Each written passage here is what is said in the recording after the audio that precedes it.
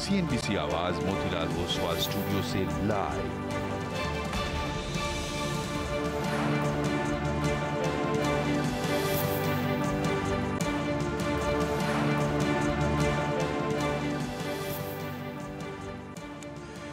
CNBC आवाज Motilal Oswal studios में आप सबका स्वागत है। अब आप हमारे साथ देख रहे हैं कमाई का अड्डा। हमारे साथ मतलब मैं और हर्षदा होंगे आखिरी के 1.5 घंटे आज मंगलवार के दिन आपके साथ। बातचीत आगे बढ़ाएंगे, मार्केट्स पे आएंगे, लेकिन पहले इस वक्त की टॉप हेडलाइंस। बैंकिंग शेयरों के दम पर बाजार में शानदार रिकवरी। बैंक निफ्टी 700 पॉइंट से ज्यादा उछला। निफ्टी 21,700 के ऊपर निकला। मिड कैप शेयरों में भी निचले स्तरों से जोरदार खरीदारी। वहीं नए शिखर पर पहुंचा रिलायंस का stock 20 lakh crore market cap वाली देश की पहली कंपनी बनी। शेयर आज 1% से ज्यादा चढ़ा। हिंडाल्को के अनुमान से अच्छे नतीजे। मुनाफा करीब 70% बढ़ा। आय में 60% का उछाल। मार्जिन्स भी निकले अनुमान से बेहतर। लेकिन सब्सिडरी नोवालिस के ज्यादा केपेक्स से शेयर 14% फिसलकर बना वायदा का टॉप लूजर। और पेटीएम का शेयर नए निचले स्तरों पर। मक्वायरी ने शेयर का टारगेट करीब 60% घटाकर 275 किया। कहा कस्टमर और मर्चेंट्स के छोड़ने का खतरा बढ़ा। इधर आरबीआई का भी पेमेंट बैंक पर बैन के रिव्यू से इनकार। कमोडिटी एक्सचेंज MCX में दूर हुई तकनीकी दिक्कतें। 4 घंटे बाद 1 बजे शुरू हो पाई ट्रेडिंग। एक्सचेंज ने ट्रेडर्स को हुई दिक्कतों के लिए खेद जताया।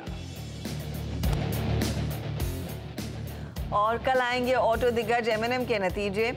अब 15% बढ़ सकता है कंपनी का मुनाफा। मार्जिन पर हल्का दबाव संभव। वहीं क्रॉम्पटन और मुथूट फाइनेंस समेत वायदा की 6 कंपनियों के नंबर्स का रहेगा इंतजार।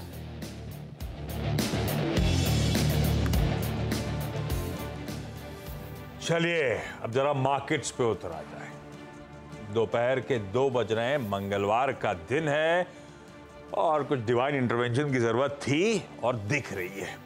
थोड़ा सा स्क्रीन बेहतर आपको नजर आएगा। हिचकोले खा रहे हैं, गोते खा रहे हैं, लेकिन इस समय एज वी स्पीक 0.5% से 2.3% के उछाल के साथ सेंसेक्स और निफ्टी दोनों कामकाज करते हुए 21,735 के लेवल्स, 120 अंकों की मजबूती निफ्टी में। और शुरुआत कैसी हुई थी? ठीक ठाक ग्लोबल संकेतों के बीच में हल्के हरे निशान के साथ शुरुआत। उसके बाद एकदम फिसल गए थे शुरुआती ट्रेड में। मेरे ख्याल से 75 अंक दबाव के साथ निफ्टी 21,540 545 के जोन्स पे स्लिप हुआ और वहां से रिकवरी, डिसेंट रिकवरी। और मदद करने के लिए वो पॉकेट जिस पे आजकल पूरा दारोमदार है मूड सेट करने का, बैंक्स में आज एक रिकवरी प्ले आउट होती हुई। पहले लगा था रिकवरी फिजल आउट हुई, क्योंकि जब मैं सास बहू कर रहा था उस समय बैंक निफ्टी वापस एकदम ठंडा पड़ गया था, कूल ऑफ हो रहा था। और लेकिन अब पिछले कह लीजिए 45 मिनट में बहुत बढ़िया मोमेंटम पिकअप होता हुआ 700 सवा 700 पॉइंट के उछाल के साथ 1.5% मजबूती के साथ बैंक निफ्टी इस समय दिन के हाईस पे आके खड़ा हुआ है 45,600 के आसपास के लेवल्स। तो एक बार निफ्टी की कंट्रीब्यूशन प्लेट दिखाना चाहूंगा। ये बैंक्स की कवरिंग के मूव्स हैं जो मदद कर रहे हैं। कोई ICICI बैंक, कोई एक्सिस बैंक, कोई कोटक महिंद्रा बैंक और अब तो HDFC बैंक भी पॉजिटिवली कंट्रीब्यूट करता हुआ। HDFC बैंक का एक बार इंट्राडे चार्ट जरूर प्लीज दिखाइएगा। बीच में ठंडा पड़ गया था, सारा मोमेंटम लूज आउट हो रहा था। वही समय था जब निफ्टी बैंक कूल ऑफ हुआ था। अब HDFC बैंक ने जो मोमेंटम पकड़ा है, ये सारा दारोमदार उसी का। निफ्टी बैंक को ऊपर ले जाना, निफ्टी को ऊपर ले जाने में खास तौर पे मदद करता हुआ। और हां, Reliance industries talk of the town तो बना ही हुआ है। रिकॉर्ड हाईस, पहली बार 20 लाख करोड़ के मार्केट कैप को पार करती हुई। तो ये वो स्टॉक्स, रिलायंस तो अपनी जगह, लेकिन बैंक्स की कवरिंग के मूव्स इस समय मदद करते हुए। आफ्टरनून आशीष। और स्पेशली वो स्टॉक्स जो इनफैक्ट MSCI इंडेक्स का हिस्सा बनने पर सुबह में रिएक्ट नहीं कर रहे थे, उनमें भी एक कैचअप ट्रेड बनता हुआ दिखाई दिया है। तो फाइनली सही जगह यहाँ पर डार्ट्स लगते हुए साफ देखने को मिले हैं। तो Nifty bank of course recovery zone में, लेकिन मिड कैप्स में जो आज सुबह में नियरली 600 पॉइंट का नुकसान देखने को मिला था अक्रॉस द बॉर्डर, स्पेशली वो PSU बैंकों में और PSU स्टॉक्स में जो रिकवरी आई है उससे थोड़ी सी राहत की सांस मिलती हुई। IRFC मिसाल के तौर पर 12% ऊपर, RVNL जैसे ट्रेड्स, इन सब में अच्छा खासा एक्शन बनता हुआ दिखाई दिया है। जानकारों को जोड़ना शुरू करते हैं और फिर ऑफ कोर्स बात करेंगे कि कहां पर ट्रेड लेने का मौका है। आज फंडामेंटल्स पर राय देने के लिए हमारे साथ है विलियम ओनील के मयूरेश जोशी। टेक्निकल कॉल्स के लिए हमारी मदद करेंगे प्रकाश गाबा, मानस जायसवाल, रचना वैद, प्रशांत सावंत, जतिन गेडिया और साथ ही श्रीकांत चौहान। 2:20 पर NCC के नंबर्स पर बात करेंगे कंपनी के हेड स्ट्रैटेजी नरेंद्र शर्मा से, और 2:30 बजे यतिन को जोड़ेंगे हिंडाल्को में आज की गिरावट और क्या पेच दरअसल आ रहे हैं नोवेलिस्ट की साइड से, उसका भी उल्लेख किया जाएगा। लक्ष्मण रॉय बताएंगे पेटीएम में अब क्या सिचुएशन उभर कर आ रही है, वहाँ क्या चल रहा है। 2:40 पर HEG के मैनेजमेंट से होगी बातचीत, कंपनी के एग्जीक्यूटिव डायरेक्टर मनीष गुलाटी हमारा साथ देने वाले हैं। 2:45 पर कल आने वाले नतीजों पर नजरें जाएंगी, M&M में क्या एक्सपेक्टेड है, साथ ही साथ मुथूट फाइनेंस और क्रॉम्पटन के नतीजे कैसे रह सकते हैं, उस पर हमारी रिसर्च टीम जुड़ेगी। आज मार्केट बिग वॉइस में हम वैभव संघवी से बात करने वाले हैं डिटेल में। फिर ऑफ कोर्स डीलिंग रूम का जायजा, BTST ट्रेड्स और क्लोजिंग की तरफ बढ़ेंगे। लेकिन इस बीच जीमेंस रखेंगे स्क्रीन पर। मुनाफा बढ़ा है, 506 करोड़ के आसपास आता हुआ मुनाफा, स्टॉक में भी अच्छी तेजी है। सारे नंबर्स जो अब तक आ रहे हैं, जो फ्लैश हो रहे हैं आपकी स्क्रीन पे, बाजार एक्सपेक्टेशन से बेहतर आते हैं। चाहे वो आय का नंबर हो, चाहे EBITDA जो बाजार अनुमान लगा रहा था 550 करोड़ रुपए के आसपास, 600 करोड़ रुपए का EBITDA कंपनी की तरफ से आता हुआ 596 करोड़ रुपीस, और मुनाफे का आंकड़ा 450 करोड़ रुपए की एक्सपेक्टेशन थी, 505 करोड़ रुपए, ऑलमोस्ट 45 करोड़ एक्सपेक्टेशन से बेहतर वो नंबर आता हुआ। नंबर स्ट्रॉन्ग और सीमेंस पॉजिटिवली रिएक्ट करता हुआ 6% के उछाल के साथ इस समय कामकाज। एक काम करें, जो गर्म है उसी की बात कर लीजिए। गावा सर चार्ट खोलिएगा। ऑर्डर इनफ्लोज में भी 10% के आसपास का इजाफा कंपनी रिपोर्ट करती हुई अपने Q3 नंबर्स के साथ। पता नहीं Q3 है कि नहीं, सीमेंस में कंफ्यूजन रहता है। नहीं, ये Q1 है सीमेंस का। ये सीमेंस का Q1 है। क्वार्टर छोड़ दीजिए, ऐसा कहिए कि दिसंबर तिमाही के नतीजों में ऑर्डर बुक 10% का इजाफा दिखा रही। गावा सर, अरे पैमाने चेकलिस्ट पे नंबर्स तो ठीक लग रहे हैं, स्टॉक में एकदम से स्पाइक आता हुआ, क्या व्यू बन रहा है? हाँ जी, सीमेंस आपने मुझसे पूछा। यस सर, सीमेंस अच्छा लग रहा है। इनफैक्ट परसों बाय सिग्नल जनरेट हुआ था, कल नहीं हुआ, साइडवेज था, लेकिन आज एक कंटिन्यूएशन मूव मिला है। सीमेंस ट्रेड कर रहा है 4400 के आसपास। मुझे लगता है 4500 आज गया था, लेकिन वो पार कर ही लेगा, मैटर ऑफ टाइम, क्योंकि कंसोलिडेशन जो हमने सीमेंस में देखा है काफी देखा कि 2-3 हफ्ते का कंसोलिडेशन है, उसके बाद एक ब्रेकआउट मिला है। ये मूव 4500 के ऊपर जाएगा, 4600 भी जाएगा, स्टॉप होगा 4200 का। तो इसको लॉन्ग पुल के लिए लेना चाहिए सीमेंस, 1, 2 या 3 दिन देना चाहिए सीमेंस को। ओके, तेजी का मन, बाय सिग्नल 2-3 दिन पहले जनरेट हो गए थे, अभी भी लग रहा है यहां से अच्छा मोमेंटम पिकअप होता हुआ नजर आएगा। 12.3% पे कैलकुलेटेड मार्जिन इसके पहुंचते हुए, और मेरे ख्याल से 12% स्ट्रीट एक्सपेक्टेशन थी। नंबर्स अच्छे, वो स्पाइक इसीलिए क्योंकि एक्सपेक्टेशन से अहेड वो परफॉर्मेंस आता हुआ। एक बार मानस के पास जाऊंगा, मानस से रिक्वेस्ट करी थी कि जरा निफ्टी बैंक को टटोल के रखें, उनसे जानेंगे अब दोपहर में किस तरह से स्ट्रेटेजाइज करना है। उससे पहले जरा एक बार यूएस के फ्यूचर्स दिखा दीजिएगा। एकदम सबड्यूड से समय कामकाज होता हुआ, ठंडा कामकाज, हल्के लाल निशान के साथ, और ठंडा इसीलिए क्योंकि एक बड़ा इवेंट उनके सामने खड़ा हुआ है। आज शाम हमारे टाइम के हिसाब से 7 बजे यूएस के रिटेल इन्फ्लेशन के नंबर्स आने हैं। हालांकि नंबर्स में कंफर्ट ही होगा, मंथ ऑन मंथ हमारी तरह उनका भी इन्फ्लेशन का नंबर रिड्यूस होकर आएगा, शायद 2.9% आए, ये एक्सपेक्टेशंस है। अभी भी दूर है वो 2% के टारगेट से, और जब तक फेड मूव नहीं करेगा, ध्यान रखिएगा, पर नंबर्स कंफर्ट देंगे। खैर, मानस से आज सुबह भी हमने मॉर्निंग कॉल में निफ्टी बैंक पे स्ट्रेटेजाइज करने के लिए मदद मांगी थी। मानस, पहले निफ्टी की बात कर ली जाए।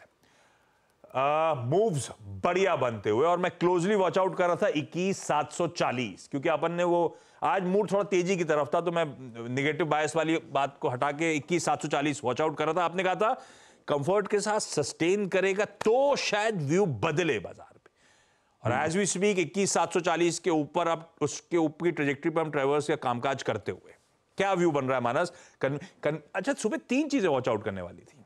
बैंक्स का प्रदर्शन जो अब बढ़िया होता चले जा रहा है, इंडिया विक्स एक इशू था जो बातचीत आई थी मॉर्निंग सुबह कमाई का अड्डा में। विक्स तो खैर जस का तस मानस वही 16 के आसपास कामकाज कर रहा है, अपनी डर का इंडेक्स।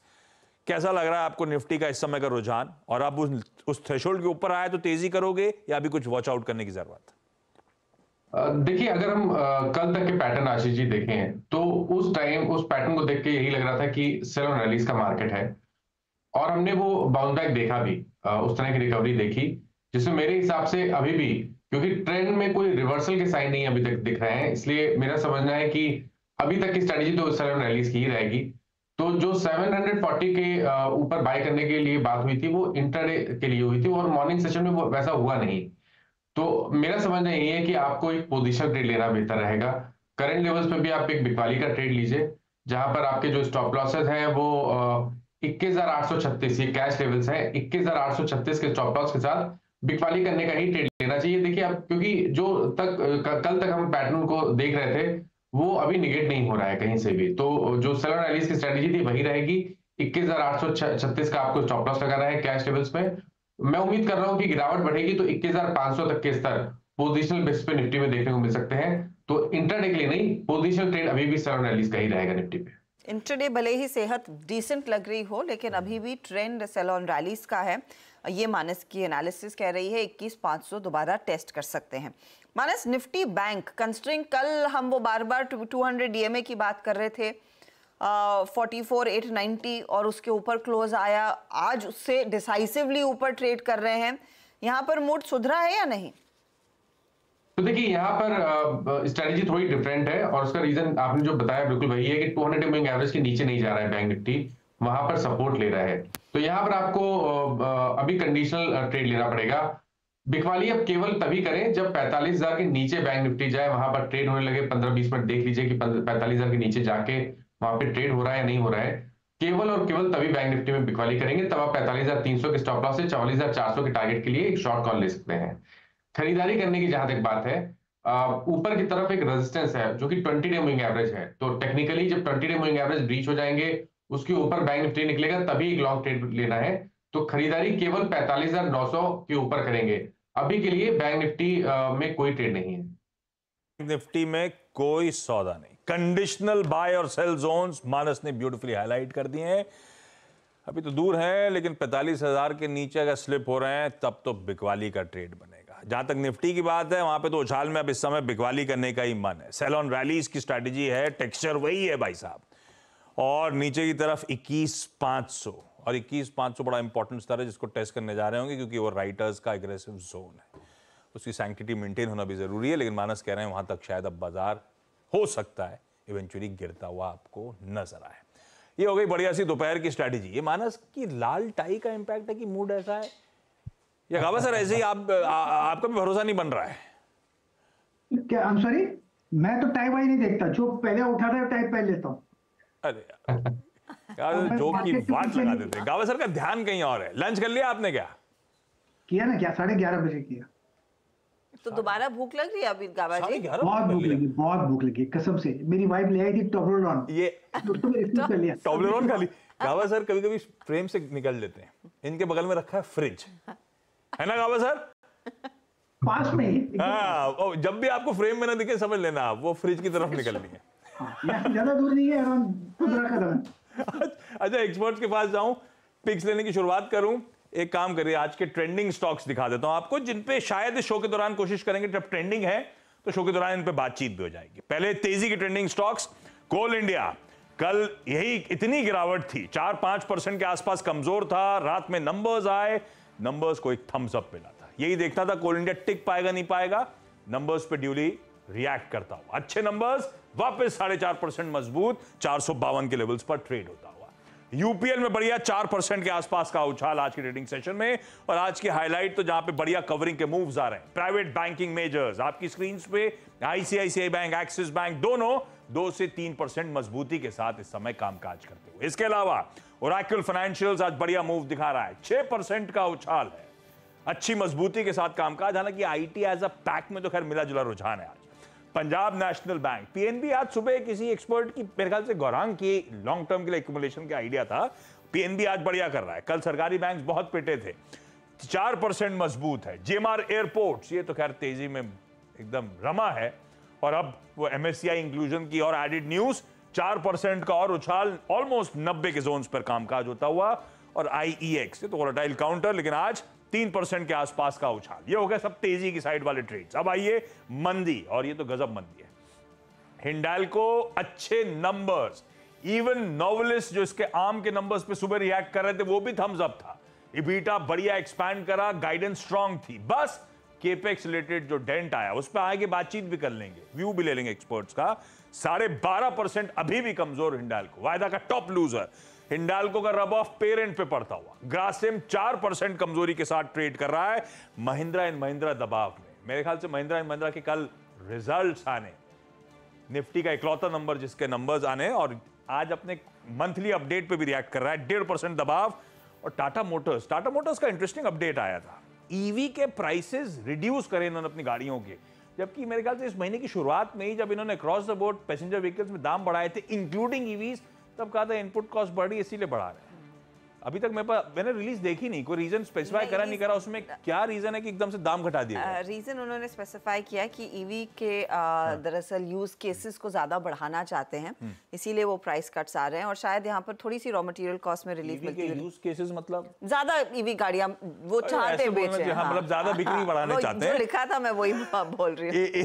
एबी फैशन रिटेल और मंदी के ट्रेंडिंग स्टॉक्स। एबीएफआरएल के मेरे ख्याल से कल नंबर्स हैं, 2-2.25% दबाव। सेल नंबर्स फीके ही थे वैसे, बाय द वे कोल के अच्छे थे, कोल इंडिया के, सेल के फीके से नंबर्स थे, दबाव में 4% कमजोर। भारत फोर्ज कल की पिटाई से अभी भी उभरा नहीं है, इन सब पे बातचीत होनी है आज भी, क्योंकि भारत फोर्ज के जो इंटरनल कमेंट्री का है कि मैनेजमेंट ने क्यों कहा था कि उनकी ग्रोथ पस्त पड़ेगी, उसकी डिटेल सामने आई थी। उसके बाद भारत फोर्ज फिर 3% दबाव में, वैल्यूएशन तो स्ट्रेच्ड और रिच थे ही थे, और साथ में एस्ट्रल 2% के आसपास की कमजोरी के साथ इस समय आपको स्क्रीन पे नजर आएगा।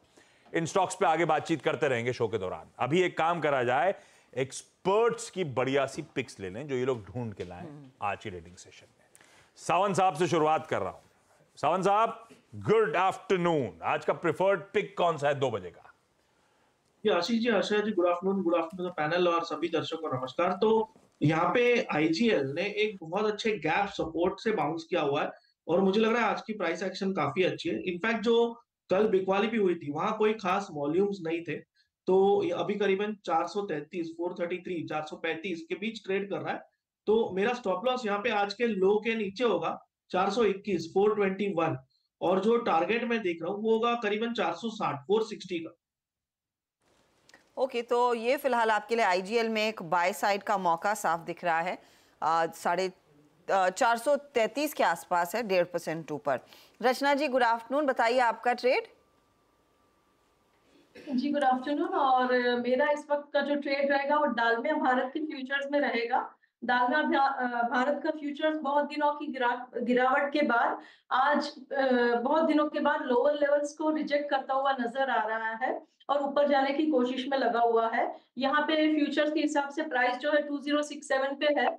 अगर यहाँ पे हम 2040 को सस्टेन करेंगे तो हम अपसाइड पे 2080 की तरफ जाते हुए नजर आने चाहिए। 2080 तक की अपॉर्चुनिटी डालमिया भारत में फिलहाल बन रही है। अच्छा मौका है यहाँ पर शायद स्टॉक को लेने का। गाबा जी, पहले तो हमने आपके साथ डिस्कस कर लिया जीमेंस, लेकिन बताइए नया ट्रेड क्या है? नया ट्रेड है कोरोमंडल इंटरनेशनल। बढ़िया लगता है। कोरोमंडल इंटरनेशनल 1098 के आसपास ट्रेड कर रहा है। 1090 का स्टॉप लगना चाहिए, 8 रुपया। इसका जो फर्स्ट टेक्निकल टारगेट आएगा 1110, वहां तो चला ही जाएगा। इससे भी हायर जोन देखेंगे क्योंकि जो बेस बना हुआ और ब्रेकआउट बना हुआ है कोरोमंडल इंटरनेशनल बढ़िया है। तो I think yes, Coromandel international. Coromandel international कावा सर का प्रेफर्ड आइडिया, 0.25% मजबूत दिन के हाईस पर, और यहां से और तेजी तूल पकड़ेगी।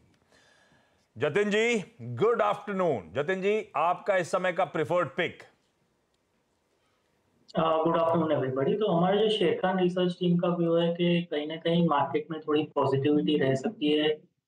इसके लिए हम लॉन्ग साइड की तरफ ट्रेड लेना चाहेंगे। जो मेरा प्रिफर्ड पिक होगा वो मैक्स फाइनेंशियल सर्विसेज में होगा।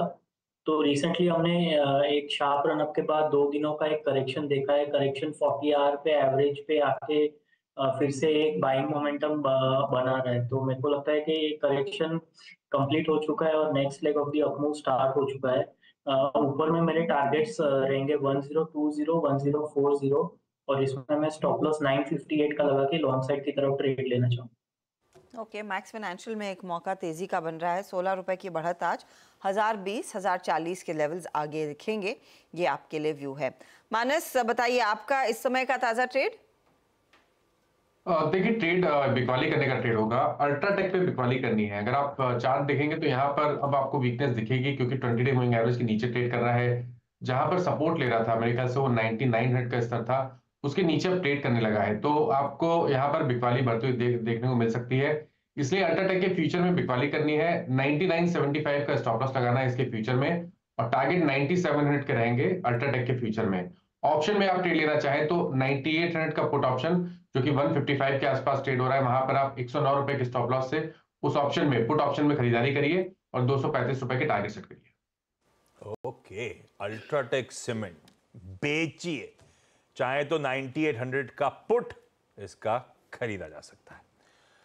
ये हो गए आज के सारे स्पेसिफिक ट्रेड्स, कहाँ कहाँ दाव लगाने के मौके, कहाँ इमीडिएट कमाई। लेकिन अब चला जाए मयूरेश जोशी साहब के पास, कोई बढ़िया सा टेक्नो फंडा आइडिया जो उनके रडार पे हो। मयूरेश जी, पहले तो ओवरऑल मूड कैसा है बाजार को लेकर, आप लोग का क्या व्यू बन रहा है भाई, और गिरेंगे क्या? Afternoon Ashish ji, afternoon Arshada ji, and afternoon to everyone on the panel. तो हमें लगता है आई थिंक जो स्ट्रक्चरल स्टोरी थी इंडिया की, वो अभी भी बरकरार है, और ये जो प्रॉफिट बुकिंग का दौर चल रहा है, I think it's a very healthy sign for the markets, क्योंकि ब्रॉडर मार्केट्स ओवररेटेड हो गए थे and stocks were just moving in one direction, यानी यूनिलैटरल डायरेक्शन में चल रहे थे। तो कहीं ना कहीं आई थिंक इनको थमना बहुत जरूरी था, and just take a reality check in terms of where we are even from a valuation perspective. Structural change India में बिल्कुल हुआ नहीं है। शायद डिस्ट्रीब्यूशन डेज जैसे हम देखते हैं हमारे मार्केट्स में इंडिया में कैंसिल मेथोडोलॉजी में, वो भी बरकरार है। कल का भी एक लो वॉल्यूम डे था, as we saw it on Nifty compared to the previous day's action. तो मुझे लगता है I think weaker hands are getting shaken out, जो क्वालिटेटिव नेम्स है ये अच्छे करने चाहिए, and the structural story remains. तो हमारा पॉजिटिव व्यू मार्केट पे बरकरार है। तो भाई मार्केट के लिए हेल्दी है जो हो रहा है, ये बात अलग कि आपका और मेरा बुखार बढ़ रहा है, पर मार्केट के लिए हेल्दी। बुखार बढ़ रहा है कि सरदर्द बढ़ रहा है कि अभी दोनों? तो आप कि सरदर्द वायरल हो गया, तो सरदर्द बुखार सा के साथ फील हो रहा बुखार। है। महेश, आपका प्रेफर्ड पिक? तो आई नो जो मैं डिस्कस करने वाला हूँ, ये 2 दिन से काफी पीट रहा है ये पूरा स्पेस। पीएसयूज जो एक पूरे लाइमलाइट में थे, obviously have taken a huge beating कल और आज के सत्र में। बट हमें लगता है from a risk reward perspective, selective PSU banks अभी भी आई थिंक ठीक ठाक लग रहे हैं। केस इन पॉइंट जो हमारे ग्लोबल पोर्टफोलियोज में होल्ड कर रहे हैं वो है बैंक ऑफ महाराष्ट्र। तो अगर बैंक ऑफ महाराष्ट्र करेक्ट होता है for whatever reason along with the market and comes back to those levels of 50-52 के आसपास, तो मुझे लगता है आई थिंक एक बहुत अच्छा विकल्प हो सकता है। एक जो इनके नंबर्स रहे हैं आशीष जी, ये बहुत बेहतरीन रहे। In fact you can say advances growth अच्छी खासी बढ़ी है, जिसमें retail advances growth has grown at 21%। जो एसेट क्वालिटी प्रेशर्स हैं ये क्वार्टर ऑन क्वार्टर कम होते जा रहे हैं। जो निम्स हैं ये 3.95% पे आए हैं। Provisioning is eight almost 98% credit deposit ratio और कॉस्ट टू इनकम रेशियो दोनों यहाँ पे एक इजाफा देखा है, और कॉस्ट टू इनकम रेशियोज में एक स्टेबिलिटी देखने मिली है। एंड वैल्यूएशन के हिसाब से भी आई थिंक काफी रीजनेबली ट्रेड करता है। तो मुझे लगता है आई थिंक जो रिटर्न रेशियोज है बैंक ऑफ महाराष्ट्र के, और जो उम्मीद लगाए बैठे in terms of recoveries upgrades which can act as a huge tailwind ये वर्ष के लिए मिड कैप पीएसयू बैंक्स के लिए, बिकॉज ऑफ 98% प्रोविजनिंग और रिकवरीज अपग्रेड्स अच्छे रहते हैं, डायरेक्टली बॉटम लाइन पे ऐड होते हैं। दूसरा, लगभग एक large portion of its book is veered towards यानी जो MCLR का दर है उसके साथ skewed है, और इसके लिए आई थिंक जो रीप्राइसिंग का एक एनवायरनमेंट होगा once rate cut comes through, I think banks like these will benefit significantly.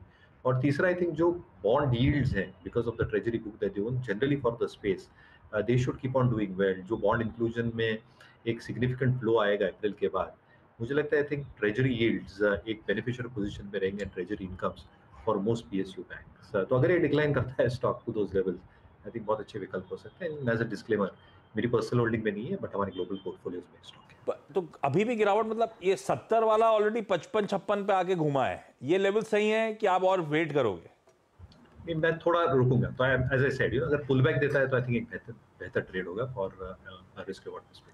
ठीक है, बैंक ऑफ महाराष्ट्र वाकई मेरे ख्याल से 4-5 तिमाहियां बढ़िया स्ट्रीट को पॉजिटिवली सरप्राइज कर रहा है। तो सरकारी बैंक्स में आज सुबह पीएनबी के एक्यूमुलेशन का कॉल आया था जियोजित की तरफ से, और विलियम ओनील का कॉल है बैंक ऑफ महाराष्ट्र में किसी भी गिरावट में एक्यूमुलेट करने के मौके।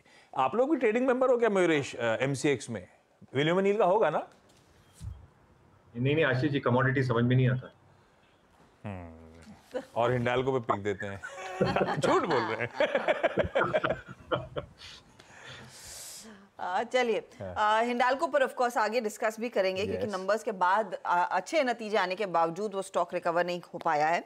लेकिन हमारे साथ तब एनसीसी का मैनेजमेंट जुड़ गया और उनसे रूबरू होते हैं। कंपनी के जो नतीजे हैं वो अनुमान के मुताबिक रहे। थर्ड क्वार्टर में आए देखिए 35% बढ़कर आई, मुनाफे में 37% का इजाफा रहा। इबिट्टा का आंकड़ा भी आपके सामने करेंगे पेश, वहां पर भी करीब 34% तक की ग्रोथ देखने को मिली। लेकिन इस क्वार्टर में मार्जिन्स जो है वो फ्लैट रहे, जस के तस रहे, ज्यादा कुछ बदलाव नहीं। 9.6% के आसपास ही खड़े रहे हैं वो मार्जिन्स। तो एग्जैक्टली हुआ क्या है इस पर्टिकुलर तिमाही में, इस सब पर बातचीत करने के लिए हमारे साथ कंपनी की हेड स्ट्रैटेजी नरेंद्र शर्मा जुड़ गए। शर्मा जी, स्वागत है आपका। पहले तो ये डिटेल दे पाए कि वैसे नंबर्स आपके अच्छे हैं, ग्रोथ, प्रॉफिटेबिलिटी, रेवेन्यू सब में देखने को मिली है। ये बताइएगा, ये मार्जिन स्टिकी क्यों है 9.6% पर? नहीं स्टिकी नहीं है। जो इस क्वार्टर में जो हमारा EBITDA मार्जिन है वो 10.3 है रियली। और हमने जो इस साल के लिए जो गाइडेंस स्ट्रीट के साथ शेयर किया है वो भी वही नंबर है, 10% अपवर्ड्स। और जब हमारी आपसे बात हो रही है तो हम लोग उसी number, we are planning to stick with that number. There is no reason for to revise that number downwards. तो असल में 9.6% हमारा कैलकुलेशन कहता था मार्जिन्स। तो आपने एक्चुअली FY24 के लिए नीरज सर आपने कहा था कि 10% प्लस के एग्जिट मार्जिन्स, तो आप तो ऑन स्टेटेड जो गाइडेंस है उसको इजीली अचीव करते हुए नजर आओगे, है ना? बिल्कुल ठीक। तो मार्जिन्स नहीं, नंबर्स पे कोई कंप्लेंट, नंबर्स वाकई स्ट्रांग थे अक्रॉस द बोर्ड। 34-35% रेवेन्यू और EBITDA में जंप कमेंडेबल, मार्जिन्स 10% के ऊपर जो नीरज सर मेंशन करते हुए। अब आते हैं स्वेलिंग ऑर्डर बुक है तो उसका एग्जीक्यूशन सबसे इंपॉर्टेंट जो पैरामीटर, लेकिन इस समय आउटस्टैंडिंग अनएग्जीक्यूटेड, नीरज साहब ऑर्डर बुक कहां खड़ी हुई है और किस तरह की विजिबिलिटी, किस तरह का पाइपलाइन यहां से नजर आती है? देखिए, जब हम थर्ड क्वार्टर की बात करें, दिसंबर क्वार्टर की, तो जो हमारे पास आउटस्टैंडिंग ऑर्डर है वो करीब 57,440 करोड़ का है। 57,440 करोड़ का ऑर्डर बुक है। और इस साल के लिए हम लोगों ने जो गाइडेंस आपके साथ शेयर किया है वो 26,000 करोड़ का है। और हम काफी होपफुल हैं कि ये अभी भी करीब 45 डेज इस क्वार्टर के बाकी हैं। तो जो नंबर हमने आपके साथ शेयर किया है 26,000 करोड़ का, we are quite hopeful to hit that number. पूरी उम्मीद है कि हम लोग वो जो आपके साथ टारगेट शेयर किया उसको अचीव करेंगे। बिल्कुल। और जब आपने आपका दूसरा क्वेश्चन था फ्यूचर पाइपलाइन की, तो इंफ्रास्ट्रक्चर स्टोरी तो अभी आई थिंक एटलीस्ट 3-4 डिकेड के लिए this is a story that is going to really deliver very very good set of opportunities for all the players. तो काफी हेल्थी पाइपलाइन प्रोजेक्ट्स हैं। पूरे इंफ्रास्ट्रक्चर की डिफरेंट वर्टिकल्स की बात करें तो नथिंग रियली टू कंप्लेन, काफी प्रोजेक्ट्स हैं। सर फिर इसी पे आपका पैन इंडिया प्रेजेंस है एनसीसी का, और कई सारे राज्य जिसमें आप ऑपरेट करते भी होंगे, तेलंगाना, राजस्थान, छत्तीसगढ़, मध्य प्रदेश, सब जगह गवर्नमेंट्स बदली हैं हाल फिलहाल में। तो इससे अब जब गवर्नमेंट बदलती होंगी, I am sure decision making थोड़ा सा डिलेड, इलॉन्गनेटेड होता होगा, समय लगता होगा पटरी पे आने में सब कुछ। ये बीच का फेज थोड़ा ठंडा होता है कि आमतौर पे ऐसा होता है? अभी जो 5 स्टेट के इलेक्शंस हुए हैं, फॉर्चुनेटली हमारा ज्यादा एक्सपोजर इन सारे स्टेट्स में है नहीं। 3 से 4% का ही जो 4 स्टेट में होगा, तेलंगाना में कुछ है, वहां पे भी थोड़ा सा हम लोग स्लो डाउन के मूड में ही थे इलेक्शन के पहले, तो इतना कुछ ज्यादा इम्पैक्ट नहीं होगा, इसलिए कि ये जो स्टेट्स थे वहां पे बहुत हमारा एक्सपोजर है नहीं। आपसे ये समझना चाहूंगी फिर यहाँ से फिर ऑर्डर पिकअप की सिचुएशन क्या रहेगी, क्योंकि आज सुबह में हम अशोका बिल्कॉन के मैनेजमेंट से बात कर रहे थे और उन्होंने कहा अब ऑर्डर फ्लोज जो आएंगे ये Q1 Q2 में ज्यादा पिकअप आएंगे पोस्ट ऑफ कोर्स अपने जनरल इलेक्शन रिजल्ट्स। क्या आप भी वो सेंस कर रहे हैं, या फिर जो प्रोजेक्ट्स पे काम शुरू है वहां पर वो ऑर्डर फ्लो, वो टेंडरिंग के बाद जो एग्जीक्यूशन की नौबत आती है वहां पर पिकअप देखने को मिलेगा, स्केल देखने को मिलेगा? देखिए मैडम, दो चीज आपने दो क्वेश्चन पूछा। सबसे पहले अवार्ड के बारे में, ये आपका पॉइंट ऑफ व्यू बिल्कुल सही है कि जब जनरल इलेक्शंस होते हैं तो थोड़ा सा मॉडल कोड ऑफ कॉन्डक्ट होता है इन फुल फोर्स, तो थोड़ा सा ऑर्डर का अवार्ड्स थोड़ा सा प्रोसेस स्लो डाउन होता है। लेकिन ये जो प्रोसेस होता है मोस्टली एक क्वार्टर या आप 1.5 क्वार्टर लगा लीजिए, उससे ज्यादा नहीं होता है। और जैसा मैंने आपके पहले के क्वेश्चन को आंसर करते हुए आपके साथ शेयर किया कि हमारा इस सब्जेक्ट के बारे में कंसिडर्ड व्यू ये है कि ये जो अपॉर्चुनिटीज है इंफ्रास्ट्रक्चर स्पेस की, ये 1-2 क्वार्टर 1-2 साल वाली नहीं है, ये काफी डिकेड्स में अभी in a developing country like India अभी बहुत सारा काम करना है।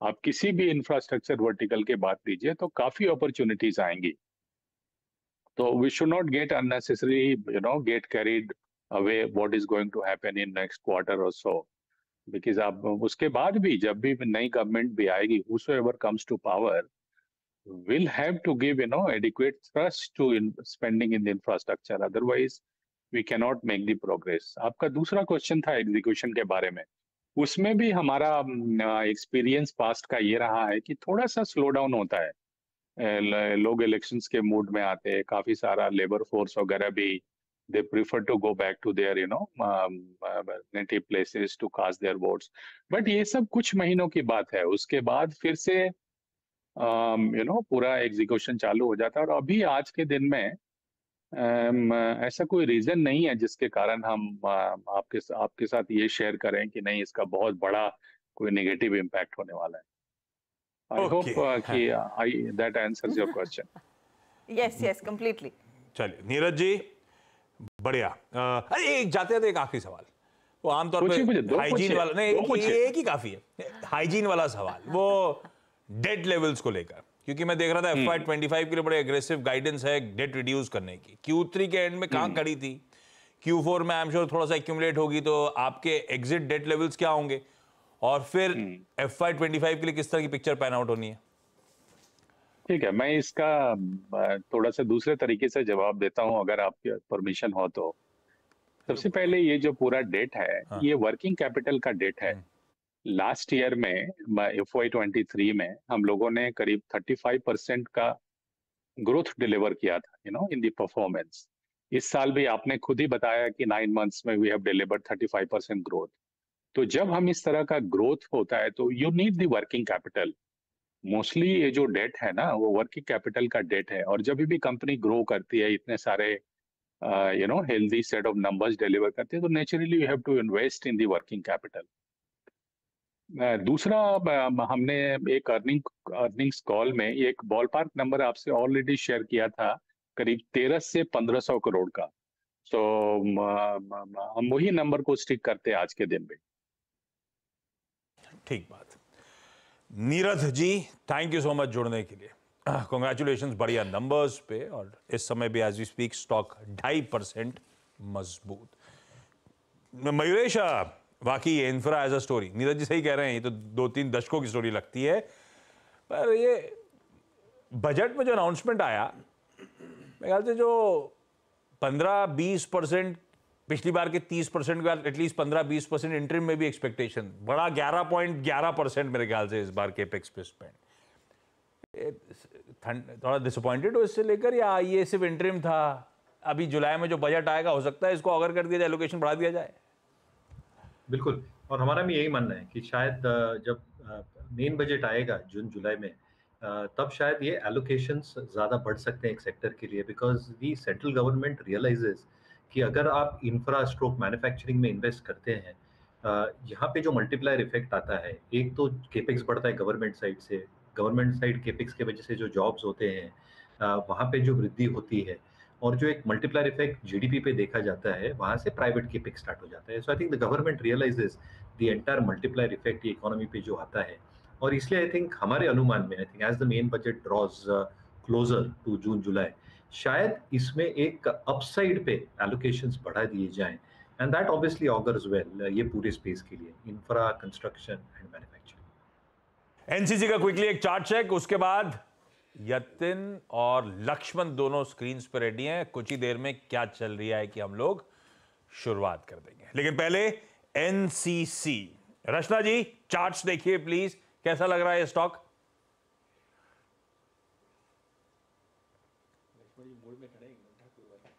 रचना जी आप, मेरे को तो रचना जी, आप भोपाल का कनेक्शन है तो मेरे को आवाज आती है, अपन दोनों को समझ में आता है, बाकियों को नहीं आएगा अगर आप अनम्यूट रहोगे तो।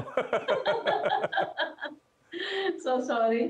जहां तक एनसीसी के चार्ट की बात है, तो चार्ट में आज ट्रेंड तो एक तो क्लियर है अपसाइड पे, और आज के दिन में लोअर लेवल्स को रिजेक्ट करके चार्ट प्राइस ऊपर जाने की कोशिश में लगा हुआ है। धीरे धीरे करके मूविंग एवरेजेस फेवर में टर्न करती जाती दिखाई दे रही है, एंड अगर अब ये काउंटर 210 को होल्ड कर लेगा ऑन क्लोजिंग बेसिस, तो यहाँ से एक मोमेंटम बिल्ड होना चाहिए जो इस काउंटर को 220 और 25 तक लेके जा सकता है over next few days of time. Interesting moves वहाँ पर एनसीसी में आते हुए, और ऑफ कोर्स मैनेजमेंट कमेंट्री भी अच्छी रही है। इन्होंने गाइडेंस इनका मार्जिन्स के फ्रंट पर तो बरकरार रखा है, और साथ ही जो कहा था 26,000 करोड़ के और अतिरिक्त ऑर्डर्स आएंगे उसको भी बरकरार रखा है। इन्फो एज इस बीच नतीजे आ गए, वायदे बाजार की कंपनी है तो उस पर नजरें होनी चाहिए। थर्ड क्वार्टर में कंपनी घाटे से वैसे आई है मुनाफे में। कंपनी कह रही है कि बिलिंग करीब 5% बढ़ता हुआ दिखाई दिया है ईयर ऑन ईयर, 576 करोड़ के आसपास। इस बारी मुनाफा जो है वो करीब 151 करोड़, इबिटा में देखेंगे करीब 11% तक का इजाफा देखने को मिला है। मार्जिन्स 40% पर है, तो हल्की सी बढ़त मार्जिन्स में आती हुई ज़रूर दिखाई दी है। ये स्टॉक थोड़ा सा साइडलाइंस पर चला गया है, आजकल इसकी ज़्यादा चर्चा होती नहीं है। Prashant ji, info as charts पर किस लेवल के ऊपर ज़्यादा इंटरेस्ट आएगा? तो हर्षा जी, बहुत क्लियर स्ट्रैटेजी यहाँ पे मुझे नजर आ रही है। अभी हम 5,370 के जस्ट नीचे स्पॉट में ट्रेड कर रहे हैं, थोड़ा 315 320 के आसपास, यानी अभी से करीबन जस्ट क्लोजिंग के 10 मिनट पहले अगर हम 5,400 के ऊपर ट्रेड करें, जस्ट 30 पॉइंट्स, नॉट इवन 1%, तो मुझे लग रहा है ये कंफर्टेबल स्पेस में रहेगा। तो इसको 5,400 के ऊपर टूवर्ड्स क्लोजिंग बाय करना चाहिए। स्टॉप लॉस रखेंगे पोजिशनली 5,300 का, शॉर्ट टर्म के हिसाब से 5,340, 5,340, और यहाँ से जो टारगेट्स आने चाहिए मेरे हिसाब से करीबन 5,500, 5,550 तक के आने चाहिए। ओके, इन्फो एज आपकी स्क्रीन पे रिजल्ट फ्लैश होते हुए घाटे से मुनाफे में कंपनी आई है, और इस समय अच्छा मूव, और सावंत साहब का बाय का कॉल। अब चला जाए जरा सा क्या चल रहा है उसका स्टिंग रैक साहब प्ले आउट करें। और इस कड़ी में आज दो स्टॉक्स हमने सिंगल आउट करे। एक हिंडाल्को, वायदा का टॉप लूजर, 12-13% दबाव में, और दूसरा जो लगातार सबके लिए सरदर्द बन गया है वो है पेटीएम, 197 कम्युनिकेशंस। तो यतिन के पास पहले चलते हैं हिंडाल्को को लेकर। और यतिन, कल शाम के नॉवलिस्ट के नंबर्स एक्सपेक्टेशन से बेहतर लगे, हर तरह से गाइडेंस अच्छा था। अभी थोड़ी देर पहले हिंडाल्को के नंबर्स फ्लैश हुए, वो भी बढ़िया थे। बिल्कुल। ऐसा क्या केपेक्स में गड़बड़ा गया मामला? गड़बड़ा गया मामला तो देखिए, जो लॉन्ग स्टोरी शॉर्ट है वो ये है कि नंबर्स को बाजार ने इग्नोर किया है पूरी तरीके से, जो अच्छे थे, अनुमान से बेहतर थे। लेकिन नोवेलिस की एक अनाउंसमेंट येस्टरडे आई, उसके अंदर केपेक्स प्लान, यानी जो नई फैक्ट्री वो लोग अमेरिका में लगाने वाले हैं, उसके बारे में उन्होंने डिटेल्स दी। सबसे चौंकाने वाली बात ये थी कि जो नोवेलिस का केपेक्स था, यानी जो प्लांट लगाने की लागत थी, यहाँ टाइम और कॉस्ट ओवररन दोनों ही हो चुका है। तो आपको फैक्ट्री बनाने में पैसा भी ज़्यादा लगेगा और समय भी ज़्यादा लगेगा, जिससे स्ट्रीट थोड़ा बहुत नाराज़ हो गया। अगर हम बात करें तो जो कॉस्ट पहले $2.5 बिलियन के आसपास थी, अभी वो 4-4.25 बिलियन डॉलर्स के आसपास हो जाएगी, यानी लगभग $1.5 बिलियन से थोड़ा ज़्यादा कंपनी अब केपेक्स अपना जो है नई फैक्ट्री पे बढ़ाएगा। इसका मतलब ये है कि 12 से 15 हज़ार करोड़ रुपए के आसपास का कैश आउटफ्लो आपको ज़्यादा होता हुआ दिखाई पड़ेगा। केपेक्स का और लागत का खर्च बढ़ता हुआ दिखाई पड़ेगा। तो ये शायद ये जो एक्स्ट्रा कैश आउटगो है ये स्ट्रीट को पसंद नहीं आया, जिसके कारण स्टॉक में इतना प्रेशर देखने को मिल रहा है। इनफैक्ट कोटक सिक्योरिटीज़ का मानना है कि नोवेलिस किसी भी प्रकार का फ्री कैश फ्लो FY 28 तक जनरेट नहीं कर पाएगा। नोवेलिस की अगर हम बात करें तो CLSA ने हिंडाल्को का शेयर डाउनग्रेड कर दिया, इस वजह से अंडर परफॉर्मर रेटिंग रख दी।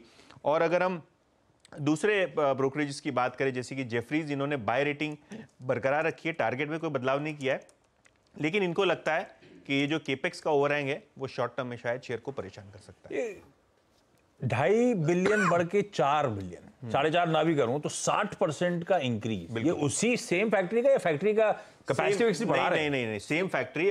हुआ क्या ना आशीष के ये जो केपेक्स अनाउंसमेंट था ये कोविड के आसपास वाला था, उसके पहले वाला था, और बीच में क्योंकि मेटल साइकिल थोड़ा नीचे हो गई ना, तो इन्होंने केपेक्स वो जो एग्रेसिव एक्सपेंशन था उसको थोड़ा स्लो डाउन कर दिया था।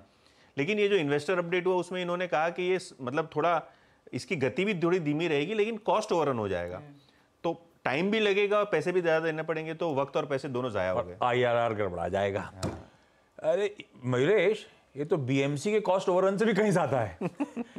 पर जो केपेक्स कर रहे हैं वो सबको है तो अच्छा केपेक्स, किसी न किसी भाव पे अट्रैक्टिव हो जाएगा। अभी 12-13% जब आज गिरा पड़ा हुआ है, आप ले रहे हो नहीं ले रहे हो?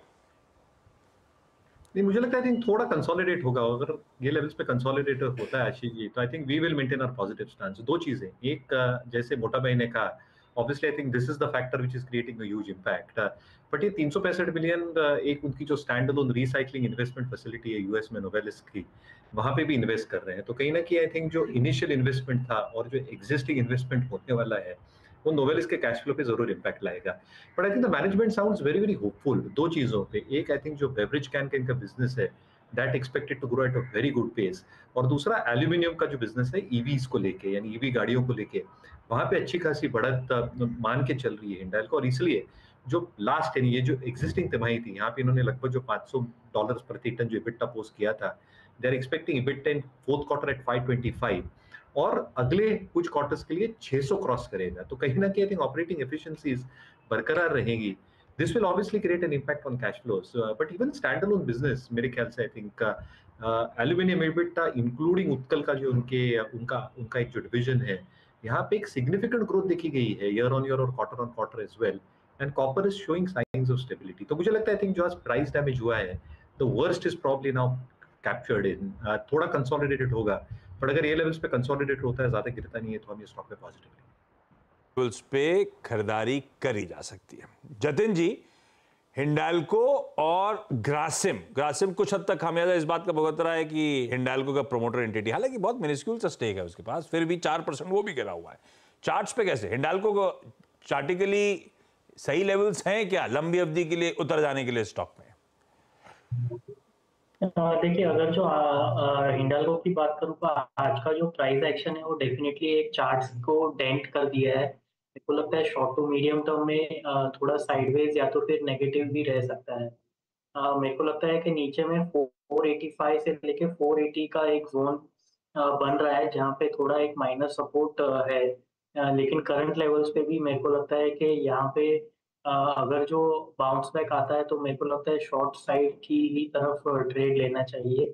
और अगर जो किसके पास ऑलरेडी है, तो अगर जो बाउंस बैक ये आता है अराउंड 525 भी, अगर जो बाउंस बैक आता है तो इसमें से मैं एग्जिट लेने की सलाह दूंगा। ये व्यूज आते हुए हिंडाल्को रिलेटेड मैं जा रहा हूं अब लक्ष्मण के पास। उससे पहले एक बाकी एक्सपर्ट्स के लिए थोड़ा सा होमवर्क, कुछ ही देर में 4 का चौका की शुरुआत करने जा रहे हैं, तो सस्ता ऑप्शन के लिए जतिन गेडिया साहब आप ही के पास आऊंगा। एक बढ़िया सा सस्ता ऑप्शन ट्रेड आप प्लीज रेडी रखना। FNO सुपरस्टार के लिए रचना जी के पास चलेंगे भोपाल। रचना जी, एक बढ़िया सा FNO सुपरस्टार चार्ट का चमत्कार सावंत साहब के पास, प्रशांत सावंत साहब के पास आएंगे, और मिड कैप फंडा के लिए मयूरेश जोशी साहब की लेंगे मदद। इस बीच गाबा सर, आप भी थोड़ा सा पेटीएम हर पैमाने पे कंगाल के रखना, आपके पास आऊंगा। लेकिन आप चला जाए दिल्ली लक्ष्मण के पास। लक्ष्मण, हाय, गुड आफ्टरनून। आज ही नहीं, पिछले कई दिनों से पेटीएम लगातार चर्चा में बना हुआ है। अच्छा, रिजर्व बैंक के फैसले के बाद पेटीएम पेमेंट्स बैंक ने इस मामले पर कहा गया, एक अपडेट आए थे कि कमेटी का गठन कर दिया है। इसके बाद भी रिजर्व बैंक के रुख में कोई नरमी के संकेत एक्सपेक्ट करें, मिल रहे हैं? क्योंकि उन्होंने तो अपनी एंड पे कुछ काम करने की कोशिश करी है। बिल्कुल, दरअसल आशीष, जो सवाल आपके मन में वही सवाल मेरे मन में था। और चूंकि रिजर्व बैंक के फैसले के बाद, कार्रवाई के बाद आपने देखा कि पेटीएम के विजय शेखर शर्मा वित्त मंत्रालय के चक्कर लगाए, रिजर्व बैंक के अधिकारियों से मुलाकात हुई, हालांकि गवर्नर से मुलाकात नहीं हो पाई है। और उसके बाद एक इंटरनल कमेटी बनाई गई सेबी के एक्स चेयरमैन के अगुवाई में कि नियमों का पालन कैसे किया जाए। तो सवाल ये उठता था कि क्या इतने सारे कदम उठाने के बाद रिजर्व बैंक अपने फैसले में कोई नरमी करेगा, क्या उसकी समीक्षा करेगा? तो मुझे लगता है कि रिजर्व बैंक समीक्षा के मूड में नहीं है। और दरअसल इसके पीछे वजह यह है कि रिजर्व बैंक का मानना है कि ये जो फैसला लिया गया वो आनन फानन में फैसला नहीं लिया गया, काफ़ी सोच समझ कर फैसला लिया गया। महीनों तक पेटीएम पेमेंट बैंक के साथ रिजर्व बैंक के अधिकारियों ने चर्चा की, उनके अंदर जो गड़बड़ी थी उसको बताई, और उसके बाद कुछ हो सकता है साल भर से ज़्यादा का वक्त लिया, लेकिन सुधरने की गुंजाइश जब नहीं दिखी रिजर्व बैंक को, रेगुलेटर को, तब इसने ये फैसला लिया है। तो फिलहाल महज 15 दिन में अपने फैसले पर फिर से विचार करेंगे, इसके संकेत रिजर्व बैंक की तरफ से नहीं मिल रहे हैं। और कल जब रिजर्व बैंक के गवर्नर के साथ प्रेस कॉन्फ्रेंस हो रही थी तो मैंने ये सवाल पूछा रिजर्व बैंक के गवर्नर से। तो आइए सुनते हैं उनका क्या कहना था। But there is no, at the moment, let me be say very clear, there is no review of the decision. If you are expecting a review of the decision, let me very clearly say there is no review of the decision. FAQ which we are proposing to issue is targeting the inconvenience or targeting the issues faced by the customers and the customers and the depositors, like all the FASTag holders or the wallet users or the account holders. Customer interest में जो जो issues है उसको हम अभी FAQ में deal कर रहे हैं। FAQ में आप रिव्यू एक्सपेक्ट मत करिए, FAQ में जो कस्टमर पॉइंट ऑफ व्यू से जो जो इश्यूज है उसको हम एड्रेस कर रहे हैं। तो FAQs आएंगे। और आपको याद होगा क्रेडिट पॉलिसी के दिन भी दरअसल ये बयान आया था कि हम जल्दी पेटीएम वाले मामले पर कुछ FAQs लेकर आएंगे, लेकिन वो कस्टमर पर्सपेक्टिव से रहेंगे। लक्ष्मण जी, आप क्या सुन रहे हैं? आरबीआई काफी सख्त है, ऑफ कोर्स रूल्स रेगुलेशंस के मामले में हर रेगुलेटर को होना चाहिए, लेकिन इसके क्या इम्प्लीकेशंस रह सकते हैं पेटीएम पर?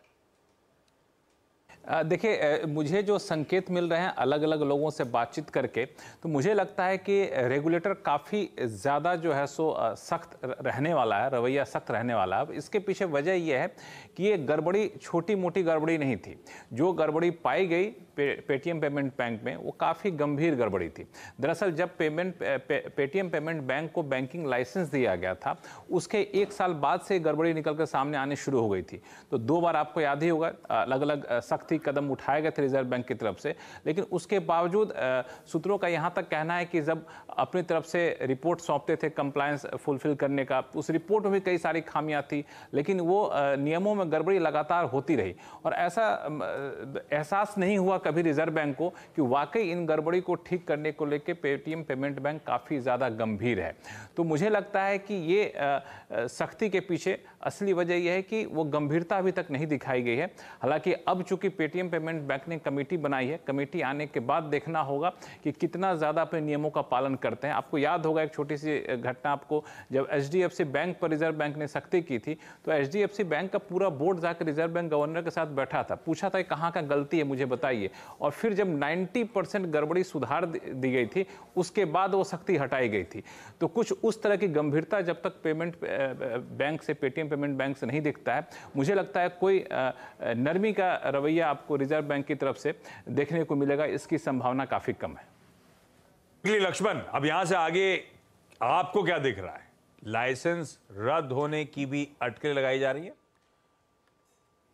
देखिए, यहां से आगे मैं 4 चीजों पर खास नजर रखा हूं। पहली बात कि FAQs जो जारी होगा उससे ये पता चल जाए कि पेटीएम के जो ऐप हैं, फास्टैग से जुड़े हुए एक्टिविटी है, दूसरे जो काम हैं वो कितना चल पाएगा, और इससे पेटीएम पेमेंट बैंक का भविष्य भी तय होगा। दूसरा, जो 29 फरवरी की डेडलाइन दी गई है क्या उस डेडलाइन पर रिजर्व बैंक अडिग रहता है या फिर उसको बढ़ा देता है 10 दिन 15 दिन? अगर बढ़ाता है तो समझिए कि पेटीएम पेमेंट बैंक को एक मोहलत दी जा रही है अपनी स्थिति को बेहतर करने के लिए। अगर नहीं बढ़ाता है तो मान के चलिए कि सख्ती कायम रहेगी बहुत लंबे समय तक। तीसरी चीज कि अगर नहीं बढ़ाता है तो अगला सवाल उठेगा उसके लाइसेंस रद्द होने को लेकर। तो अलग अलग लोगों से बातचीत से मुझे लगता है लाइसेंस रद्द होने की संभावना से आप बिल्कुल भी इनकार नहीं कर सकते हैं। एक विकल्प है, हालांकि अभी इस पर कोई फैसला नहीं लिया गया है। और चौथी चीज जो सबसे ज्यादा महत्वपूर्ण है वो है एनफोर्समेंट डायरेक्टोरेट की जांच, ईडी की जांच। हालांकि पेटीएम बार बार कह रही है कि ईडी की जांच हमारी जानकारी में नहीं हो रही है, लेकिन अलग अलग संकेत मिल रहे हैं मंत्रालयों से, विभागों से कि ईडी की जांच चल रही है। अभी रिजर्व बैंक, वित्त मंत्रालय, ईडी आपस में आंकड़े जुटा रहे हैं। अगर ईडी की जांच आगे बढ़ती है और कोई गंभीर गड़बड़ी पाई जाती है तो मुझे लगता है फिर मामला एक अलग लेवल पर चला जाएगा। मामला आगे और भी गंभीर हो सकता है। तो ये वैसा ही है, इस रात की सुबह नहीं वाला मामला है कि सेल साइड की पोजीशंस बरकरार रह सकती हैं उस लिहाज से। और खासतौर से जो मक्वायरी जैसी रिपोर्ट्स भी आ जाती है, मक्वायरी ने अपना टारगेट 60% घटाया और 275 पर लेकर आए हैं। और उनका मानना है कि ये दिक्कतें तो हैं, लेकिन जो कोर था कंपनी ने इतने खासे क्लाइंट्स और कस्टमर बेस जो तैयार किया था वो भी अब कंपनी से दूर भागते दिखाई दे सकते हैं। उस वजह से वो स्टॉक भी आज बिखर रहा है, पूरी तरह से टूट रहा है। लेकिन आशीष, भेल आयशर दोनों नतीजे आ गए इस बीच। भेल के खराब नंबर्स हैं। 4% रेवेन्यू में उछाल, इबीटा प्रॉफिट्स थे 143 करोड़ रुपीस के, इबीटा लॉस कर दिया है 62 करोड़ रुपए का। 31 करोड़ के मुनाफे के सामने 163 करोड़ का इस बार घाटा। ये देखिए नंबर स्क्रीन पे दिक्कत में आते हुए स्टॉक करेक्ट होता हुआ। सावंत साहब क्विकली, BHEL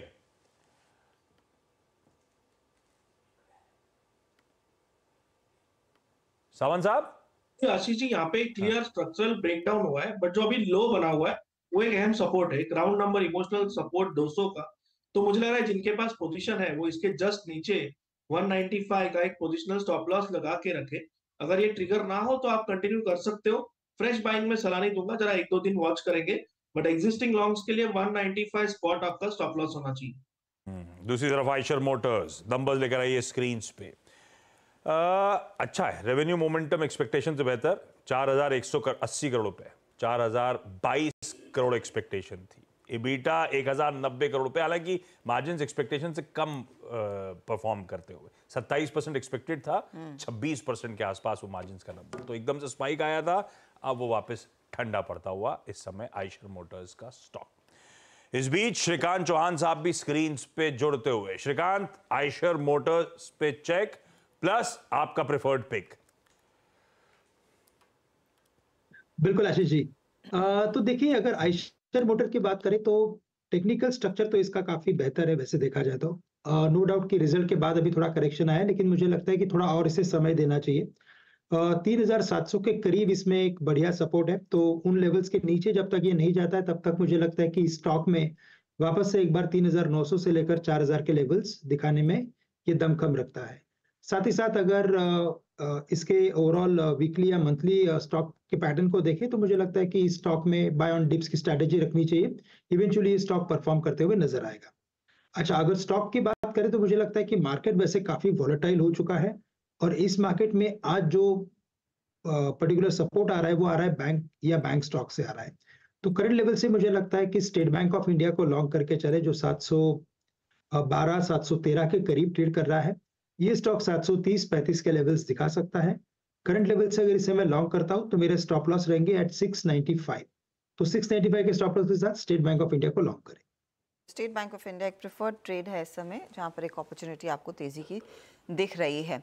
चलिए अब बात करते हैं HEG की, जहां पर कंपनी ने अपने तिमाही नतीजे पेश कर दिए। रेवेन्यू फ्रॉम ऑपरेशंस अगर आप देखेंगे साल दर साल करीब 6% बढ़कर आया है, मुनाफे में 58% तक की वृद्धि की गिरावट देखी गई है और EBITDA भी 34% घटा है। मार्जिन्स पर भी इस वक्त तिमाही में हमने देखा है दबाव ही नजर आ रहा है।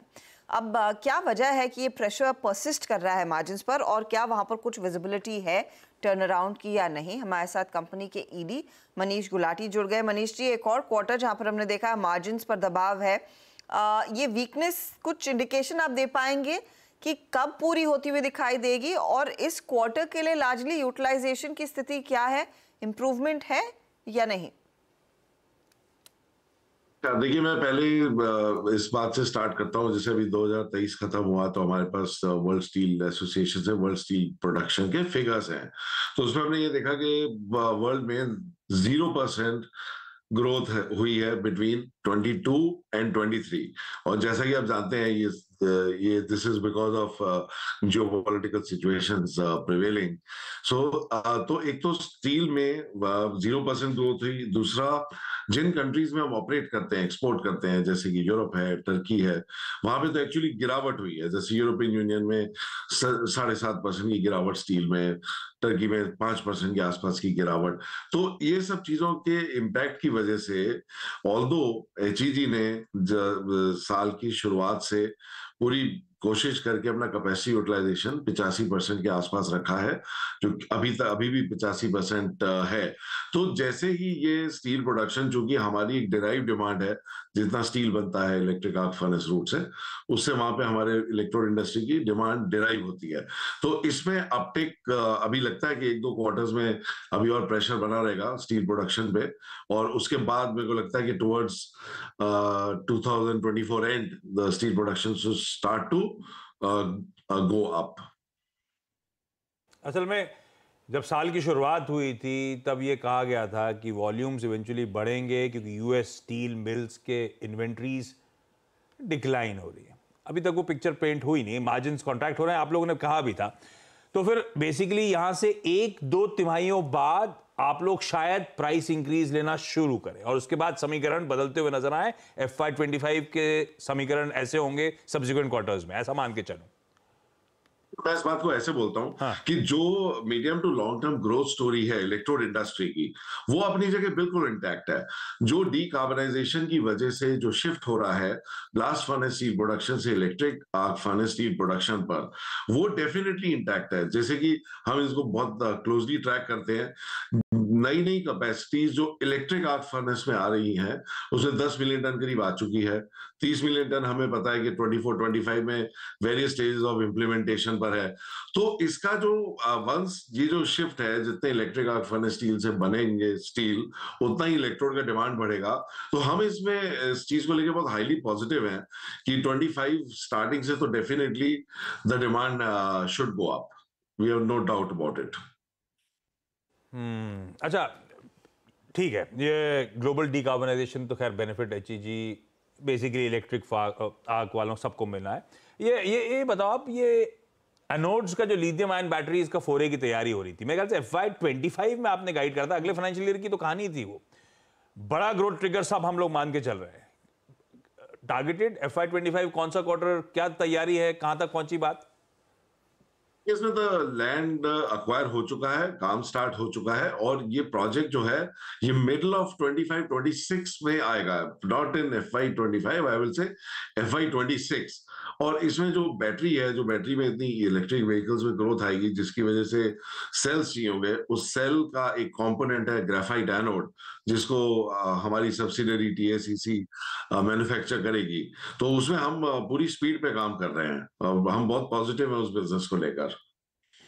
ओके मनीष जी, जल्दी ये थोड़ा पेन पीरियड से गुजर रहे हैं, होपफुली FY25 हालात पटरी पे लौटना शुरू करें, नए ट्रिगर्स भी प्ले आउट होना शुरू करेंगे, तो कीनली वॉच आउट करिएगा। वैसे इंडस्ट्री बहुत सिक्लिकल है नेचर में, तो सही समय पे ग्रिप में आ जाए तो मजे ही अलग है वैसे इस तरह के स्टॉक्स के, लेकिन देखना है वो साइकिल कब टर्न होती है। पर थैंक यू सो मच आज हमारे साथ जुड़ने के लिए। इस बीच 4 का चौका का प्लीज टीजर प्ले आउट करिएगा। हमने टीज तो कर दिया था कौन क्या बताने वाला है, अब एक एक करके एक्सपर्ट्स के पास जाने का वक्त। सबसे पहले आज का सस्ता ऑप्शन, और रखिए जतिन गेडिया साहब को स्क्रीन पे। जतिन जी, कौन सा सस्ता ऑप्शन चुना है? देखिए, आज के ट्रेडिंग सेशन में हमने सस्ता ऑप्शन टाटा कम्युनिकेशन का 1760 का कॉल बाय करने के लिए रेकमेंड किया है। अगर जो टाटा कम्युनिकेशन के चार्ट देखें तो पिछले बहुत हफ्तों से ये रेंज बाउंड कंसोलिडेशन में ट्रेड कर रहा है।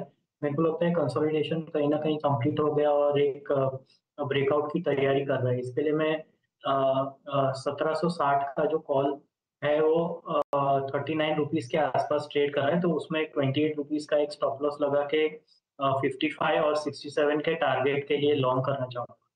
टाटा कम्युनिकेशन 1760 का कॉल है। रचना जी, आपका एफएनओ सुपरस्टार? जी, मेरी तरफ से जो एफएनओ सुपरस्टार इस वक्त के लिए रहेगा वो बैंकिंग सेक्टर में से रहेगा, और वो रहेगा कोटक बैंक के फ्यूचर्स। अगर हम जैसे कल भी लग रहा था कि पीएससी सीपीएससी वगैरह थोड़े ओवर स्ट्रेस्ड है और थोड़ा उनमें पुल बैक आएगा, तो we are going to require a sectoral rotation, जो मुझे लग रहा है कि आईटी और बैंक्स उसकी प्लेस ले सकते हैं, और हमें आज वो मूवमेंट दिख भी रही है बैंकिंग सेक्टर में। तो कोटक बैंक को मैं इस वक्त चूज करूंगी, और फ्यूचर्स के हिसाब से ये 1748 पे है। अगर हम 1735 पे एसएल लगाएंगे इसमें, तो अपसाइड पे हमारा पहला टारगेट होगा 1755, और उसके बाद 1765 एंड 70 के टारगेट्स के साथ इसको लॉन्ग कर सकते हैं। वाह, कोटक महिंद्रा बैंक भाई खरीदारी करनी है, टाटा कम्युनिकेशन का 1760 का कॉल लॉन्ग करना है। अब आइए चार्ट का चमत्कार और दिखाइए सावंत साहब को स्क्रीन पे। सावंत साहब, कौन सा है आज हमारा चार्ट का चमत्कार? तो आशीष जी, यहाँ पे LIC हाउसिंग फाइनेंस काफी अच्छा लग रहा है मुझे। जो कल बिकवाली हुई उसमें वॉल्यूम्स भी नहीं थे, और 20 दिनों के एवरेज से प्लस प्रीवियस रेजिस्टेंस एक अच्छा सपोर्ट लेके बाउंस कर रहा है। तकरीबन 630-31 पे ट्रेड कर रहा है। यहाँ पे आज के लो के नीचे स्टॉप लॉस यानी 614 का स्टॉप लॉस होगा, और जो टारगेट होगा वो होगा 660 का। ओके, तो ये फिलहाल LIC हाउसिंग फाइनेंस में एक ट्रेड इस समय साफ बना है। मयूरेश, मिड कैप फंडा आपके लिए क्या ट्रेड है? हर्षदा जी, थोड़ा रिपीटेटिव रहेगा। ये बजट के दिन मैंने मेंशन किया था। गेटवे डिस्ट्रिक्ट पार्क, और कंडीशनल इसलिए रहेगा क्योंकि 111 112 ये लेवल्स गेटवे डिस्ट्रिक्ट पार्क को निकालना as we see it at markets with India बहुत जरूरी है। 2-3 की रीजंस। एक, जो वेस्टर्न डेडिकेटेड फ्रेट कॉरिडोर है, इसके जो बाकी के 2 फेजेस हैं ये अगले 3 और 6 महीनों में कंप्लीट होंगे। So by the end of this calendar year ये जो पूरी डेडिकेटेड फ्रेट कॉरिडोर लाइन हम बात कर रहे हैं, that should be up and running. As it is up and running, क्योंकि गेटवे डिस्ट्रिक्ट का bulk of the revenues comes from the western corridor itself. इनके जो 5 CFS हैं, 5 ICDs हैं, यानी जो स्टोरिंग और वेयर हाउसिंग कैपेसिटीज हैं, जो 31 रेक्स है इनके पास, ये सक्सेसफुली रन होंगी और अक्रॉस द एंटायर स्ट्रेच। और इसलिए आई थिंक जो एक लॉजिस्टिक कॉस्ट्स में सेविंग हो सकती है काफ़ी कस्टमर एंड की तरफ से, वॉल्यूम में इजाफा देंगी। दूसरा, again in terms of the capex that they probably done, in terms of ensuring that their logistic support is completely mechanised and operational, I think ये सारी चीज़ें गेटवे डिस्ट्रिक्ट पार्क के एंड पे रेडी है। तो जैसे एंड ऑपरेशनलिटी रेडी होती है फ्रेट कॉरिडोर की, आई think it's just the last mile connectivity जो होती है, that probably takes probably a few weeks, और जैसे ये स्टार्ट होगा मुझे लगता है वॉल्यूम और रेवेन्यू ग्रोथ सब्सटेंशियल होगा। इनके एक सब्सिडरी भी है कोल्ड चेन में, snowman logistics, which is also expected to do reasonably well. और मेरे हिसाब से personally I think in the budget in June July, I think logistics expectation of जो 3 लाइनों की बात ऑलरेडी की थी, some added elements here along with cold store logistics, यहाँ पे थोड़ा प्रावधान दिया जा सकता है। तो मुझे लगता है आई थिंक वैल्यूएशन के हिसाब से, कैश फ्लोज के हिसाब से, लेवरेज के हिसाब से सारी चीजें आई थिंक फेवर में है। थोड़ा कंडीशनल होगा, बट ये स्टॉक जरूर आपके वॉच लिस्ट पर रडार पे रखिए। कल इसके वैसे रिजल्ट्स भी आने गेटवे डिस्ट्रिक्ट पार्क से। रिजल्ट से याद आया, कुछ ही देर में दीपाली और सुमित को जोड़ेंगे, कल के इंपॉर्टेंट नंबर्स पे भी चर्चा होगी।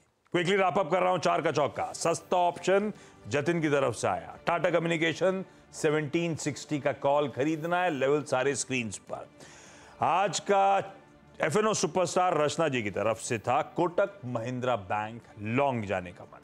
चार्ट का चमत्कार सावंत साहब ने दिया था LIC हाउसिंग फाइनेंस एक खरीदारी करने का कॉल, और मिड कैप फंडा में अभी भी ब्यूटीफुली मयूरेश ने हाईलाइट करा क्यों गेटवे डिस्ट्रिक्ट पार्क्स एक कंडीशनल बाय नजर आता है उनको।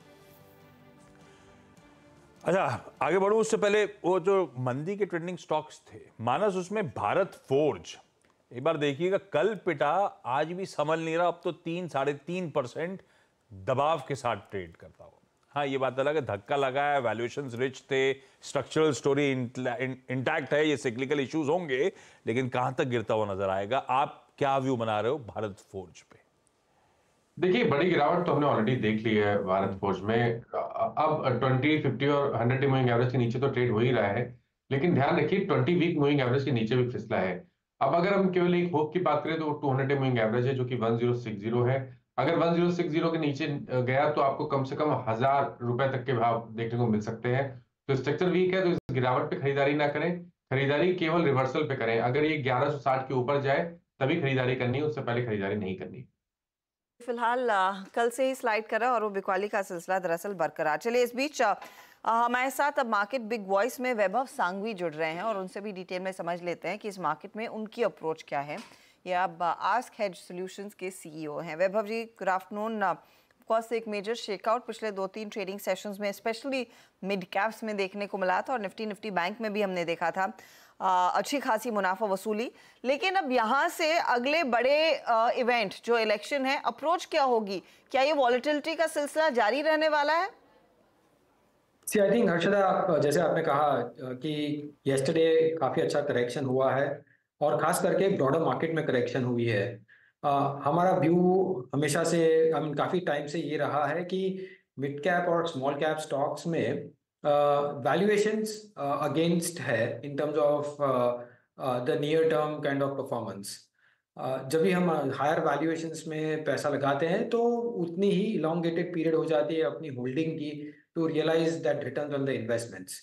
सो हमारी रुख खास करके लार्ज कैप्स की तरफ है और लार्ज कैप्स की बात करें तो हमें अभी भी लगता है कि यहाँ से मार्केट्स स्टडी है और कोई रीज़न नहीं है कि यहाँ से बड़ा क्रैश या बड़ा correction they they, except for one कि अगर जो भी रिस्क इमैनेट होगा वो probably from the global side होगा। और जब हम ग्लोबल की बात कर रहे हैं तो कमर्शियल रियल एस्टेट यूएस में जिस हिसाब से पेन की तरफ जा रहा है, एक मॉनिटरेबल रहेगा जो आगे जाके देखना पड़ेगा कि वहाँ से कोई बैड डेटा नहीं आ रहा है।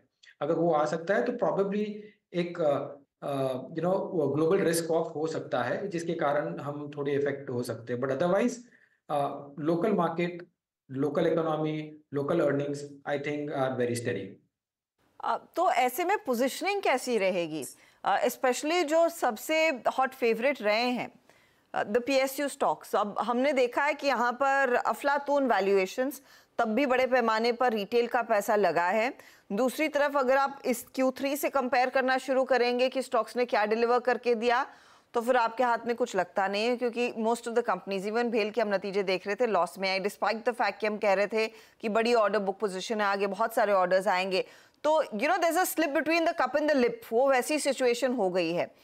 अब कब ये डिलीवरी आएगी, जो स्वेलिंग ऑर्डर बुक थी वो कब इवेंचुअली लोगों के हाथ में फायदा देखने को मिलेगा, कंपनियां रिटर्न्स एक्चुअली जनरेट करेंगी? क्योंकि स्टॉक्स में जो हवाइयां देखने को मिली थी वो तो दिख गई, लेकिन रियलिटी कब चेक होगी?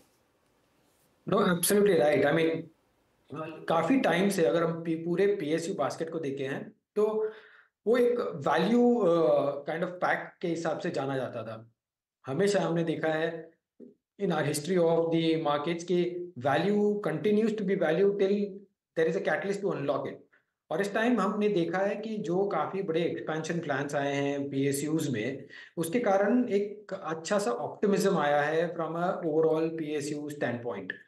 नाउ जब एक्सपेंशन की बात करते हैं, कैपिटल केपेक्स की बात करते हैं, तो एक हमें समझना चाहिए कि जब से प्लान डिक्लेयर करते हैं till the time it gets executed, वो काफ़ी लंबा अरसा होता है और उस बीच में ऐसा नहीं ज़रूरी है कि वो अर्निंग्स भी काफ़ी अच्छी दिखाएं, क्योंकि वो एक्सपेंशन होते होते काफ़ी टाइम लग जाता है। सो इसीलिए इन एंटिसिपेशन अगर हम वैल्यूएशंस को ऊपर खींच लेते हैं और जब डिसअपॉइंटमेंट आती है इन टर्म्स ऑफ द रिजल्ट्स, तो हम ऐसा करेक्शन या ऐसा वॉलेटिलिटी हम देख सकते हैं मार्केट में, जैसे हमने कल देखा। So trade carefully on them. अगर हमें सेक्युलर रन दिखता है on the PSU names, then definitely it's a different matter all together, but choose your trading patterns very carefully, specially on the PSUs।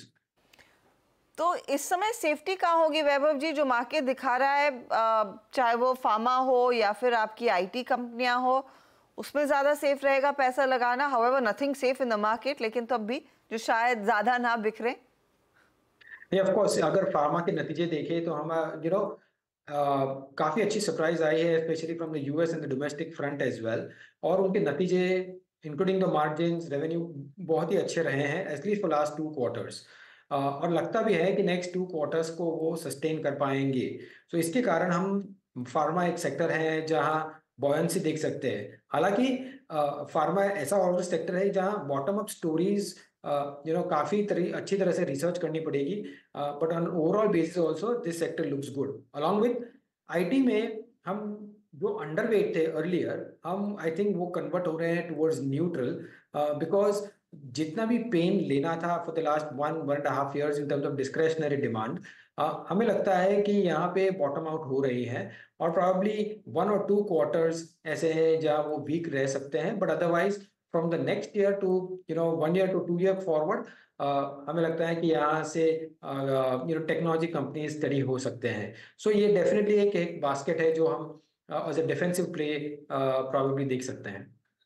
ये केमिकल के cycle पर वैभव जी आपकी क्या approach रहेगी, जहां पर सभी कंपनियों की कमेंट्री खराब थी बारिंग 2-3 कंपनीज, जिसमें आरती था और आपका शायद पीआई इंडस्ट्रीज थी, वो अच्छे कमेंट्री पर भी स्टॉक्स टूटे हैं डिस्पाइट द फैक्ट कि नंबर्स में जो ओवरऑल सेक्टर में वो हुआ सो हुआ।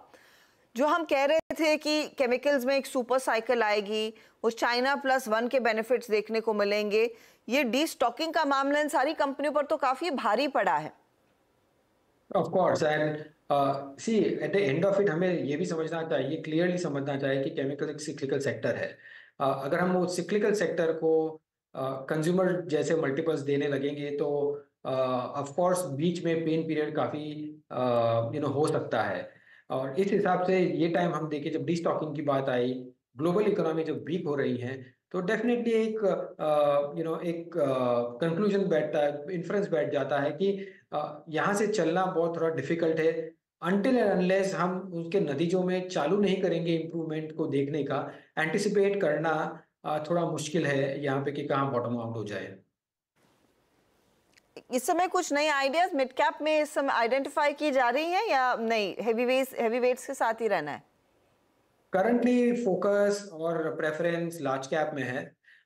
मिड कैप के करेक्शन में अगर कैप गुड्स में अगर थोड़ी और रिन्यूएबल में अच्छी अपॉर्चुनिटी मिलती है तो देखनी चाहिए, but with a very clear view कि वो 3 से 5 साल के होराइजन के लिए देखना है, शॉर्टर टर्म के लिए नहीं। वैभव जी बहुत बहुत शुक्रिया। अच्छा, उससे पहले मैं ये न्यू एज कंपनी और स्पेशली जो पेटीएम के साथ हादसा हुआ है उस पर आपका पर्सपेक्टिव लेना चाहूंगी। पेटीएम एक नई क्राइसिस में फंसा है, लेकिन दूसरी कंपनियां, चाहे वो आपकी होनासा हो या फिर आपकी जोमेटो हो, ये सब प्रॉफिटेबिलिटी डिलीवर करने लगी है। न्यू एज में पैसा बनेगा या नहीं? I think whole new age sector, I think high risk high return bet है, और उसमें अगर हम अगेन लॉन्गर टर्म की लॉन्गर टर्म का देख के करें तो हमें ये रियलाइज करना पड़ेगा कि ये बिजनेस मॉडल जो है वो काफी इवॉल्व होंगे। ऑफ कोर्स वो इवॉल्व हुए हैं काफी कुछ, और फ्रॉम ईयर ऑनवर्ड्स आल्सो वो काफी इवॉल्व होंगे आगे जाके भी। I think focus has to be के कौन सा मैनेजमेंट है जो इतनी बड़ी अपॉर्चुनिटी को अच्छी तरह से कैप्चर कर पाए, वो प्रोफेशनलिज्म किस में है, और जो flexibility in the business model है वो कहाँ पे आ सकता है। सो अगर जो कंपनियां ये सब लेके आगे चल सके, वो अपॉर्चुनिटी को ग्रैब कर सकते हैं, तो हमें लगता है कि इसमें से जो विनिंग बैट रहेंगी वो काफी अच्छा रिटर्न देने की संभावनाएं हो सकती है। बहुत बहुत धन्यवाद हमारे लिए समय निकालने के लिए, और आपसे फिर जल्द मुलाकात होगी। इस बीच बाजार का हाल स्क्रीन पर लेकर आते हैं। 21,751 के लेवल्स पर, तो डे हाई से ज़्यादा दूर नहीं, 137-140 अंकों की बढ़त इस समय निफ्टी आपको दिखा रहा है। निफ्टी बैंक में 638 अंकों का इजाफा है। तो ऐसा अगर आपको लगा होगा कि सिर्फ फर्स्ट हाफ में वो तेज़ी सीमित रहेगी, मूव आया, फिर थोड़ा सा करेक्शन देखने को मिला और फिर निफ्टी बैंक अपने 650-700 पॉइंट की बढ़त पर टिका हुआ है, वो एक साइन अच्छा है अब तक मार्केट में। और मिड कैप्स में भी, जहां पर बीच में लगा था कि बस गाड़ी फिर से डीरेल ऑफ ट्रैक होती दिखाई दे रही है, हमने देखा है रिकवरी आई और करीब करीब 140 अंकों की बढ़त पर हम कारोबार कर रहे हैं। यह है मार्केट की अब तक की स्थिति। अब फटाफट से आपके लिए लेकर आते हैं कि कल आने वाले नतीजों से मार्केट क्या एक्सपेक्ट करेगा। M&M पर दीपाली हमारे साथ जुड़ रही हैं। क्रॉम्पटन मुथूट फाइनेंस से क्या एक्सपेक्टेड है, सुमित हमारे साथ है। कुछ देर में डीलिंग रूम का चेक भी लेंगे यतिन के साथ। दीपाली, पहले M&M बताइए क्या एक्सपेक्ट करेगा मार्केट? महिंद्रा एंड महिंद्रा के numbers mixed set of earnings post कर सकता है M&M। दरअसल ऑटो डिवीजन की तो परफॉर्मेंस अच्छी रहेगी, लेकिन ट्रैक्टर सेगमेंट की पुअर परफॉर्मेंस की वजह से थोड़ा इम्पैक्ट ओवरऑल मार्जिन्स पर स्पेशली दिखाई देगा। पहले नंबर्स बता देते हैं। रेवेन्यू में 17% की ग्रोथ एक्सपेक्टेड है वाई बेसिस पे। वहीं कंपनी की जो प्रॉफिटेबिलिटी है वहां अच्छी ग्रोथ रहेगी, 54% के आसपास की, 2353 करोड़ का आंकड़ा कंपनी पोस्ट कर सकती है। एबिटा में भी 14% की ग्रोथ एक्सपेक्टेड है। लेकिन अगर हम ऑपरेटिंग प्रॉफिट मार्जिन देखेंगे तो ये 12.6% पर आ सकते हैं वर्सेस 13%, यानी 40 बेसिस पॉइंट का ड्रॉप रहेगा सालाना आधार पर। अगर सीक्वेंशियल बेसिस पे कंपेयर करेंगे तो मार्जिन्स कंपनी के फ्लैट रहेंगे।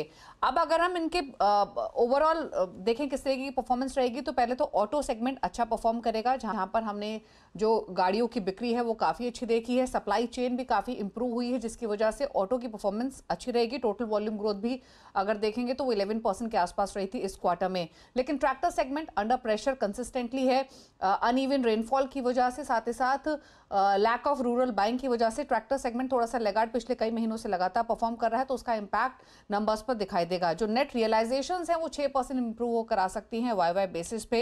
तो overall mix set of earnings, tractor segment या फिर रूरल डिमांड को लेकर क्या स्टेटमेंट्स कंपनी की तरफ से आएंगे वो इंपॉर्टेंट रहेंगे। हालांकि जो फार्म इक्विपमेंट सर्विसेज का सेगमेंट है उसकी परफॉर्मेंस डिसेंट रहेगी, लेकिन अच्छी परफॉर्मेंस रहेगी ऑटोज की। तो ओवरऑल थोड़े मिक्स्ड बैग्स रह सकते हैं with regards to margins, but profitability revenue में डिसेंट ग्रोथ एक्सपेक्टेड है।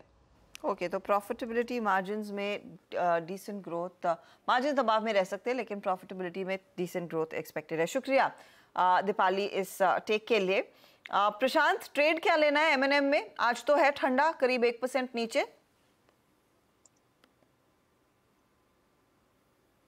तो अर्षा जी, यहाँ पे अगर हम देखें, सबसे अहम बात यह है कि ये 3 दिनों से 20 दिनों के एवरेज पे रेस्ट कर रहा है, सपोर्ट लिया नहीं है, तो थोड़ा वेट करना चाहिए। मुझे लग रहा है 2 तरीकों से मैं रेकमेंड करूंगा। एक तो जिनके पास लॉन्ग पोजीशन हो वो स्ट्रिक्टली 1600 का स्टॉप लॉस फॉलो करे स्पॉट क्लोजिंग बेसिस में। अगर 1600 के नीचे क्लोज हो तो शायद वीक हो सकता है। फ्रेश बाइंग कन्विक्शन के साथ कहाँ होगी तो 1665 के ऊपर, अबाउट 1665, ये एक नो ट्रेड जोन है। तो सिर्फ जिनके पास लॉन्ग्स हो उनके लिए मैं स्टॉप लॉस रेकमेंड करूंगा। 1665 क्रॉस होने के बाद 1640 के स्टॉप लॉस से आप विद कन्विक्शन बाय कर सकते हो फॉर टारगेट्स अराउंड 1720। ओके, तो ये फिलहाल 1720 के लिए एक अपॉर्चुनिटी क्लियरली है, तेजी की तरफ आपकी पोजीशन होनी चाहिए। चलिए अब आते हैं क्रॉम्पटन पर और मुथूट फाइनेंस पर। सुमित, क्या एक्सपेक्ट कर रहा है मार्केट? तो शुरुआत करता हूं पहले मुथूट फाइनेंस के नंबर्स के साथ, जहां पर एक अनुमान लगाया जा रहा है कि एयूएम की ग्रोथ करीब 3% के आसपास होते हुए दिखाई पड़ेगी क्यू ऑन क्यू बेसिस पे। सीजनली वीक क्वार्टर है कंपनी के लिए। उस वीक क्वार्टर के बीच में एनआई करीब 12% के आसपास बढ़ने का अनुमान है, वाई बेसिस पे मुनाफा 13% और ऑपरेटिंग प्रॉफिट करीब 8.5% इस तिमाही में बढ़ने का अनुमान है। क्यू ऑन क्यू बेसिस पे कंपनी की प्रोविजनिंग में एक डिप का अनुमान लगाकर चल सकते हैं। गोल्ड एयूएम जो है वो करीब 3% क्यू ऑन क्यू बेसिस पे बढ़ने का अनुमान है। 5 बेसिस पॉइंट के आसपास का मार्जिन में एक सीक्वेंशियल कॉन्ट्रैक्शन आने का अनुमान बाजार लगाकर चल रहा है, लेकिन बहुत ज़्यादा शायद फायरवर्क ना हो, क्योंकि क्यू ऑन क्यू बेसिस पे थोड़ा वीक साइड पे क्वार्टर रहता है आमतौर पे भी।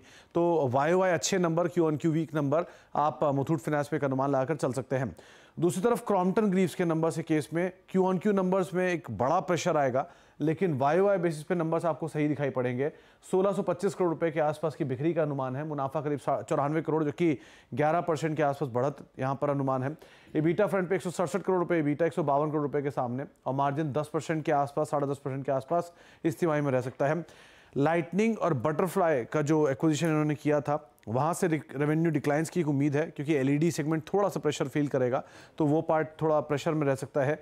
किचन अप्लायंसेस के अंदर थोड़ा प्रेशर रहेगा, लेकिन जो वाई बेसिस पर एक अच्छी बढ़त फैन सेगमेंट के अंदर आने का अनुमान लगा के बाजार चल रहा है, और मार्जिन थोड़े से stable Q on Q basis पे रहेंगे, लेकिन वाई बेसिस पे एक अच्छे मार्जिन की उम्मीद आप लगा कर चल सकते हैं। एक्सपेंशन रहेगा वहाँ पर, लेकिन ओवरऑल अगर नंबर देखेंगे तो वाई बेटर और क्यू ऑन क्यू थोड़े से वीक नंबर का अनुमान आप लगा कर चलेंगे। ओके, तो ये फिलहाल आपके लिए क्रॉम्पटन कंज्यूमर के नंबर्स हैं जो आप एक्सपेक्टेशंस आपके सामने आते हुए। चार्ट्स पर एक बार देख लेते हैं वो स्टॉक कैसे पॉइज्ड है। मानस, काफ़ी दिनों बाद इसकी चर्चा हो रही है, वैसे चार्टिकली क्रॉम्पटन कंज्यूमर में क्या मौके दिख रहे हैं या नहीं? देखिए, अभी मौके नहीं दिख रहे हैं। मेरे ख्याल से 290 के नीचे जब तक ट्रेड करता रहे तब तक यहाँ पर अग्रेसिव होकर खरीदारी नहीं करनी चाहिए, कोई मीनिंगफुल बाउंस बैक की उम्मीद नहीं करनी चाहिए। लेकिन अगर आपके पास लॉन्ग पोजीशन है तो आप 282 के स्टॉप लॉस से पोजीशन में बने रह सकते हैं। मुथूट फाइनेंस पर गावा जी कोई व्यू? चार्ट निकाल लेता हूँ मुथूट फाइनेंस के, पहले देखने के लिए। Muthoot finance, I think yes, Muthoot finance में एक एग्रेसिव कॉल है, ट्रेड कर रहा है 1367 पर, स्टॉप लगाना चाहिए 1360 का। बीटीएसटी के तौर पर भी ले सकते हैं, ऑन द अपसाइड जो टारगेट होगा 1400 के आसपास। एक्चुअली ये साइडवेज जोन है, थोड़ा एक एग्रेसिव ट्रेड है, लेकिन यस ले सकते हैं मुथूट फाइनेंस प्योरली इंट्राडे के लिए, या फिर आई थिंक बीटीएसटी के तौर पर। पर मैं ये आपका बीटीएसटी मानूंगी नहीं, वो तो आपको अलग से निकाल के देना पड़ेगा हमें। ये तो बाय डिफॉल्ट हमने इसकी चर्चा कर ली, क्योंकि कल नतीजे आने वाले हैं। गावा साहब कह रहे हैं अग्रेसिव कॉल रहेगा। आप लोग अपने बीटीएसटी ट्रेड्स तैयार रखिएगा, उस पर आएंगे। तब तक यतिन से बात कर लेते हैं, जो डीलिंग रूम में क्या चल रहा है, किन चीजों पर बातचीत सबसे ज्यादा हो रही है, वो हमें बताएंगे। यतिन। Good afternoon Arshada. देखिए, अदानी पोर्ट्स ये एक स्टॉक है जो पिछले 15-20 मिनट से स्ट्रॉन्ग मोमेंटम में दिखाई पड़ रहा है। यहाँ डीलर्स का मानना यह है कि बीटीएसटी की आप ट्रेड ले सकते हैं 1275 से लेके 1280 तक के लेवल्स बहुत जल्द यहाँ देखने को मिल सकते हैं, और डोमेस्टिक फंड्स यहाँ खरीदारी कर रहे हैं। तो इन जनरल एक्सपेक्टेशन ये है कि ये स्टॉक अगले 1-2 दिनों में आपको मोमेंटम दिखा सकता है। इसके अलावा मेट्रोपोलिस हेल्थ और स्टॉक काफ़ी एक्टिव है फ्यूचर एंड ऑप्शन सेगमेंट में। ओपन इंटरेस्ट लगभग 9% बढ़ा है फेब सीरीज में, और जानने की बात यह है कि बहुत बड़ा एक डोमेस्टिक म्यूचुअल फंड यहाँ खरीदारी कर रहा है, और डीलर्स की एक्सपेक्टेशन में 1750 तक के लेवल्स यहाँ देखने को मिल सकते हैं। तो मेट्रोपोलिस भी आज डीलिंग रूम्स में बाय के रडार पे दिखाई पड़ रहा है। मेट्रोपोलिस और अदानी में अच्छी खासी एक्टिविटी, दोनों स्टॉक्स आपकी स्क्रीन पर आ जाएंगे। अदानी पोर्ट खास तौर से जो मोमेंटम ट्रेड है 1268, इनफैक्ट कुछ ही देर पहले इन अदानी ग्रुप शेयरों में तेजी आना शुरू हो गई है। पोर्ट 1.5% ऊपर, 0.5% की तेजी एंटरप्राइजेस में देखने को मिली है। 1% से ज्यादा का मूव पिछले 10-15 मिनटों में ये दोनों ही काउंटर्स दिखा रहे हैं। तो एसटीबीटी या बीटीएसटी, किन ट्रेड्स पर हमारी जानकारों की नजरें हैं? रचना जी बताइए, क्या ट्रेड लेंगी? जी, मेरी एक नजर, आज बहुत सारे स्टॉक्स है जिसने टर्न मारा है एक तरफ से दूसरी तरफ। One of them is REC. तो मेरी नजर आरईसी के फ्यूचर्स पे है। आरईसी के फ्यूचर्स फिलहाल 466 का रेजिस्टेंस निकालने की ट्राई करने में लगे हुए हैं। अगर ये सक्सेसफुल रहेंगे तो ऊपर वाली साइड पे this can go towards 472 and 475, और डाउन साइड पे यहाँ पे एसएल होना चाहिए 462 पे। तो 462 का एसएल एंड 75 का टारगेट लगा के इसको लॉन्ग कर सकते हैं। आरईसी 472-75 के लिए एक मौका। श्रीकांत, आपका बीटीएसटी एसटीबीटी? नहीं, मुझे भी लगता है कि यहाँ पे कुछ लॉन्ग के ट्रेड बनाए जा सकते हैं, और स्पेसिफिकली मुझे लगता है कि जैसे अभी जतिन ने बात की थी कि यहाँ पे जो मोमेंटम है वो पूरा अदानी ग्रुप में बन रहा है। तो अदानी एंटरप्राइज एक ऐसा स्टॉक है जिसमें कंप्लीट रिवर्सल पैटर्न बना है। करंट लेवल से इसे लॉन्ग किया जा सकता है, जो अराउंड 3180 3190 के करीब ट्रेड कर रहा है। टारगेट्स नजर आते हैं वापस से एक बार 3280 से लेकर 3300 के, तो 3300 के टारगेट के लिए करंट लेवल से खरीदे। स्टॉप लॉस रखे यहाँ पे 3140 पर। ओके, तो ये अदानी एंटरप्राइजेस में एक अपडेट है। अच्छा, कुछ देर पहले जो फ्लैश चला था कि अदानी हिंडनबर्ग मामले की रिव्यू याचिका दरअसल सुप्रीम कोर्ट पहुंची थी, वहां से वो खारिज हो गई है। उसके बाद एक थोड़ा सा सेंटिमेंटल मूव आता हुआ इन पर्टिकुलर काउंटर्स में। तो डीलिंग रूम में अदानी पोर्ट की चर्चा हुई। श्रीकांत कह रहे हैं एंटरप्राइजेस में भी इक्वल मौका है। प्रशांत, आपका ट्रेड? तो हर्षा जी, मुझे डीएलएफ काफी अच्छा लग रहा है। 830 के प्राइस पे स्टॉप लॉस होगा 818, 818, और जो टारगेट में दिख रहा है वो होगा 850 से लेके 855, 855, 850। 55 के लिए डीएलएफ में भी तेजी की पोजीशंस बनाई जा सकती है। गाबा जी, आपका ट्रेड क्या है? मेरा ट्रेड है बजाज ऑटो। बजाज ऑटो का बेसिक चार्ट स्ट्रक्चर पॉजिटिव है, एक रनिंग करेक्शन नजर आता है, इसका मतलब कि एक अपूर्ण मिलना चाहिए। ट्रेड करें 7918 पर बजाज ऑटो, स्टॉप होगा 7880, मतलब 40 रुपए, अराउंड 38 रुपीज। टारगेट है 8000 के। मेरे ख्याल से ऐसी जगह पर है जहां पर रेसिस्टेंस नहीं है, तो 8000 पॉसिबल है बजाज ऑटो में। तो यस, बजाज ऑटो। तो आज आपका पहला क्विक सिंगल भी था ना सुबह में? मेरे ख्याल से शायद था, मुझे पक्का ध्यान नहीं है। हाँ था, मैंने भूल गया।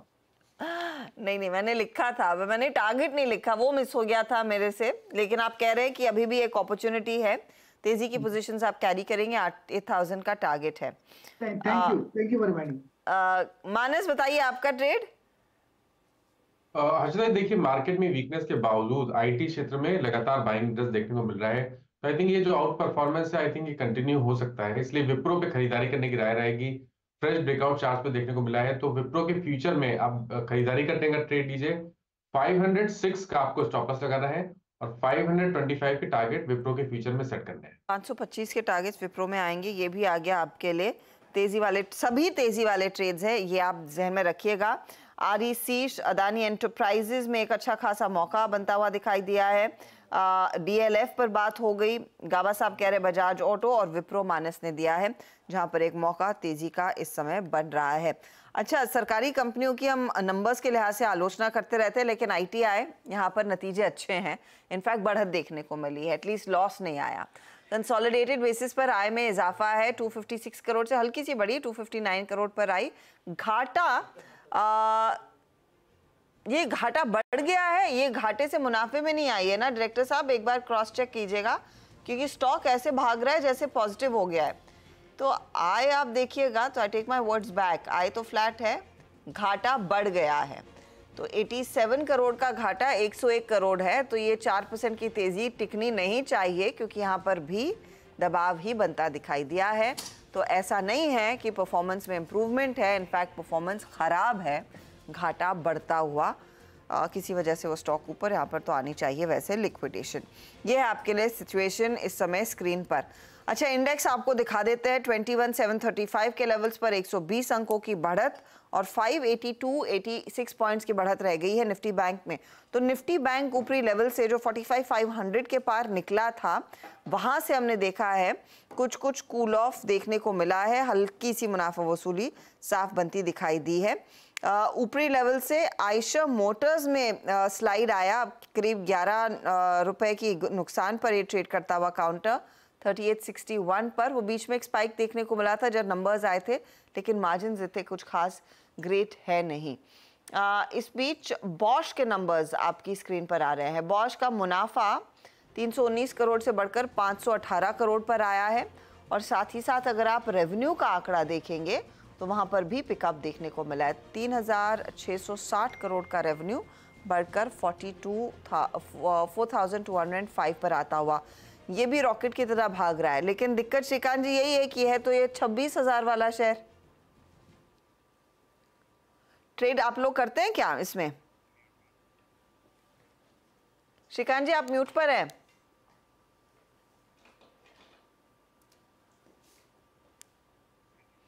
अरे श्रीकांत जी क्या हो गया?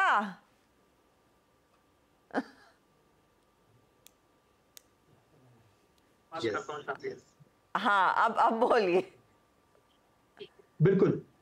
तो देखिए, अगर बॉश की अगर बात करें तो यहाँ पे जो मोमेंटम बना है वो इनफैक्ट इसके एक लॉन्ग टर्म पैटर्न को फॉलो कर रहा है, और अगर इस पैटर्न को अगर वो ये फॉलो करते हुए अगर जा रहा है तो ये अपने ऑल टाइम हाइस को यानी 27,000 के लेवल्स को क्रॉस करते हुए नजर आएगा। एंड इनफैक्ट इसमें काफी बड़ी री-रेटिंग भी हो सकती है, तो पता नहीं, लेकिन जो ओवरऑल पैटर्न है वो क्लियरली इंडिकेट कर रहा है कि ये स्टॉक में और भी काफी सारी एक्टिविटी बाकी है, और यहाँ से भी और बड़े ऊपर के लेवल्स दिखाई दे सकते हैं। इनफैक्ट अगर देखा जाए तो जब ईवी की जब बात चल रही थी तब ये पर्टिकुलर स्टॉक में काफी सारे डाउनग्रेड्स आए थे, और इनफैक्ट ये स्टॉक में काफी सारी सेलिंग भी हुई थी। बट उसके बावजूद जब इसने और भी बाकी बिजनेसेस में अपने को फ्लरिश करने की सोचा है, उसके बाद मुझे लगता है कि ये स्टॉक में री रेटिंग शायद बनी है, और इसी वजह से स्टॉक बढ़ते जा रहा है। तो करंट लेवल से तो मुझे लगता है कि बिल्कुल अगर कोई भी पोजीशन हो तो उसे होल्ड करके रखे, कम से कम 27,000, but in the long run मुझे लगता है 30,000 के लेवल्स को ये छू सकता है। 30,000 26,500 पे चल रहा है। आपको देखना है डिविडेंड का आंकड़ा आशीष, इसी कहते हैं डिविडेंड देना। हाँ, 205 रुपए प्रति शेयर 26,000 पे। हाँ ठीक है, ये तो फिर भी ठीक है। हाँ, ये तो ये फिर भी एग्जाम्पल है MRF के हाँ, लिए। मैं उसी के लिए कह रही थी। गावा सर, आज सुबह IT पास था, बैंक्स थोड़ा सा मोमेंटम पकड़ रहे थे, अब जाते जाते IT थोड़ा सा लग रहा है सुधरता हुआ मामला। वैसे आज सुबह एक्सपर्ट्स ने पिक करे थे अपने टॉप कॉल्स में कुछ IT पिक्स, अब इवेंचुअली IT चलना शुरू हो रहा है। कोई IT स्टॉक लेके जाओगे क्या? देखिए, मैं इन्फोसिस देख रहा था, चल रहा, लेकिन मैं अभी देख रहा हूँ कि टेक महिंद्रा थोड़ा बेहतर स्टॉक है। ट्रेड करे 1327 पर टेक महिंद्रा, स्टॉप लगाना चाहिए 1327 रुपीज का, ले जाना चाहिए। फर्स्ट टेक्निकल टारगेट होगा कल सुबह तक के लिए 1340, उसके बाद नेक्स्ट टेक्निकल टारगेट कल के लिए 1350, ये जोन है, वहां तक जा सकता है। इनिशियल बाय सिग्नल मिला है एग्रेसिव कॉल है, लेकिन यस ले सकते हैं, रिस्क तो मार्केट में है, व्हाई नॉट, लेकिन ये बेटर रिस्क है टेक महिंद्रा। बढ़िया लग रहा है वो है टेक महिंद्रा, बढ़िया मूव कर रहा है इस समय, 3/4% से ज्यादा का उछाल। एफएनओ बैंक के अपडेट्स लेकर आता हूं। नाल्को और कैनरा बैंक शायद एफएनओ कर्व में जाते हुए कल सुबह नजर आए, अगर कुछ हद तक कूल ऑफ नहीं हुए तो जिस तरह की पोजीशनिंग है 99%, 95%, तो ये बैन की तैयारी कर रहे हैं शायद। और हिंदुस्तान कॉपर, जिसमें आज वाकई बढ़िया मूव्स भी बन रहे हैं, स्टॉक पे बातचीत कर भी लूंगा। हिंदुस्तान कॉपर शायद एफएनओ कर्व के बाहर आए, इस समय की ताजा स्थिति है 79% की पोजीशंस, स्क्रीन पे दिखा दीजिए। हिंदुस्तान कॉपर पे जतिन जी क्या व्यू बन रहा है आप लोगों का? 5-5.5% के उछाल। जतिन है नहीं शायद, मानस है क्या? मानस, हिंदुस्तान कॉपर देखें क्या? तो देखिए स्टॉक ने 50-डे मूविंग एवरेज को रीगेन जरूर किया है, लेकिन अभी तक कोई बहुत बड़ा ट्रेंड रिवर्सल नहीं देखने को मिला है। तो मेरे ख्याल से अगर आपके पास लॉन्ग पोजीशन है तो आप 240 के स्टॉप लॉस से अपनी पोजीशन को होल्ड कर सकते हैं, लेकिन फ्रेश खरीदारी की राय तभी रहेगी जब स्टॉक 260 रुपए के ऊपर ट्रेड करना शुरू करे। हिंदुस्तान कॉपर भाई, ओरेकल फाइनेंशियल में चर्चा हुई आप लोगों की क्या? नहीं। क्या मूव्स फिर से बन रहे हैं? सावंत साहब आप देखिएगा ओरेकल फाइनेंशियल, और डॉक्टर साहब आज की कहानी नहीं, आज तो खैर बहुत बढ़िया मूव है, ट्रेंडिंग डे है, 7% ऊपर इस समय एज वी स्पीक, हर टिक के साथ मोमेंटम पिकअप हो रहा है। थोड़ा सा लंबा 3-6 महीने का चार्ट खोलिएगा, वो जब रिजल्ट्स के बाद तगड़ा री-रेट हुआ था, उसके बाद से देखिए वो मैसिव ग्रीन कैंडल, उसके बाद कंसोलिडेशन, और अब फिर से नॉर्थवर्ड जर्नी की शुरुआत करता हुआ ये स्टॉक कहाँ जा रहा है ओरेकल सावंत साहब, और इस चलती बस में चढ़ना है या नहीं चढ़ना है? तो आशीष जी मुझे लग रहा है स्मॉल क्वांटिटी प्लान कर सकते हैं, आपका स्टॉप लॉस होना चाहिए 7,450, 7450, और आपका जो टारगेट होगा वो होगा 7,950।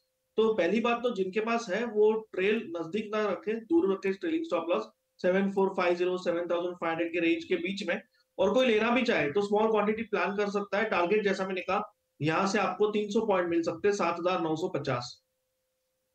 ओके, लॉन्ग्स को होल्ड करने की बात। चलिए, लेकिन मंगलवार का ट्रेडिंग सेशन अब समेटने का समय आ रहा है। बड़ी स्क्रीन पे ले चलता हूं आप लोगों को आज के अब तक के समीकरण दिखाने के लिए। निफ्टी वोलेटाइल था मंगलवार के दिन, लेकिन फाइनली आधे % की मजबूती के साथ सेशन की समाप्ति की तरफ बढ़ रहे हैं हम। 21,700 के कुछ शेड ऊपर ही क्लोज करेंगे, लेकिन जो पिवट था जिसकी सुबह चर्चा हुई थी उसके ऊपर नहीं टिक पाए बातें। और इस शो की शुरुआत में चर्चा भी हुई थी कि ऊपरी स्तरों पे शायद बेचने का ही मन बनाना है। आज की जो पॉकेट रिस्पाइट दे रही है, हालांकि बहुत वोलेटाइल है, फ्राइडे को चली थी तो मंडे को उतनी पिटी थी, और आज फिर चल गई निफ्टी बैंक निफ्टी 525 अंकों की मजबूती, 1.25% का उछाल। अभी जब मैं इंडिविजुअल स्टॉक पे जाऊंगा तो कई सारे बैंकिंग कॉन्स्टिट्यूएंट्स आज वेटेज के लिहाज से सबसे ज्यादा बाजार की मदद करते हुए आपको नजर आए। मिड कैप्स और small caps, mid caps volatile थे, एक समय लाल में भी थे, फ्लैट नोट पे भी गए। वोलेटिलिटी आज दिन भर एडवांस डिक्लाइन की समीकरणों में भी देखने को मिली, लेकिन फाइनली थोड़ा बहुत स्क्रीन आज अक्रॉस द बोर्ड बेहतर, क्योंकि कल ब्रेथ बहुत डिटोरिएटिंग थी, ऑफ लेट डिटोरिएटिंग ब्रेथ थी, उस लिहाज से तो दोनों 1/4 से 1/3% हल्की मजबूती के साथ ही सेशन का क्लोज करने की तैयारी कर रहे हैं। एक बार हीट मैप क्विकली ले आइए, 50 स्टॉक्स दिखा देता हूं आपको, स्टॉक स्पेसिफिक मूव्स। आज कोल इंडिया अपने अच्छे नंबर्स पे बढ़िया रिएक्ट करा, इनफैक्ट कल के डिक्लाइंस को रिवर्स करा, कह लीजिए 5% मजबूत। यूपीएल जब ट्रेंडिंग स्टॉक्स में मेंशन करा था उसके बाद और स्ट्रेंथ दिखाता हुआ 4.5% उछाल।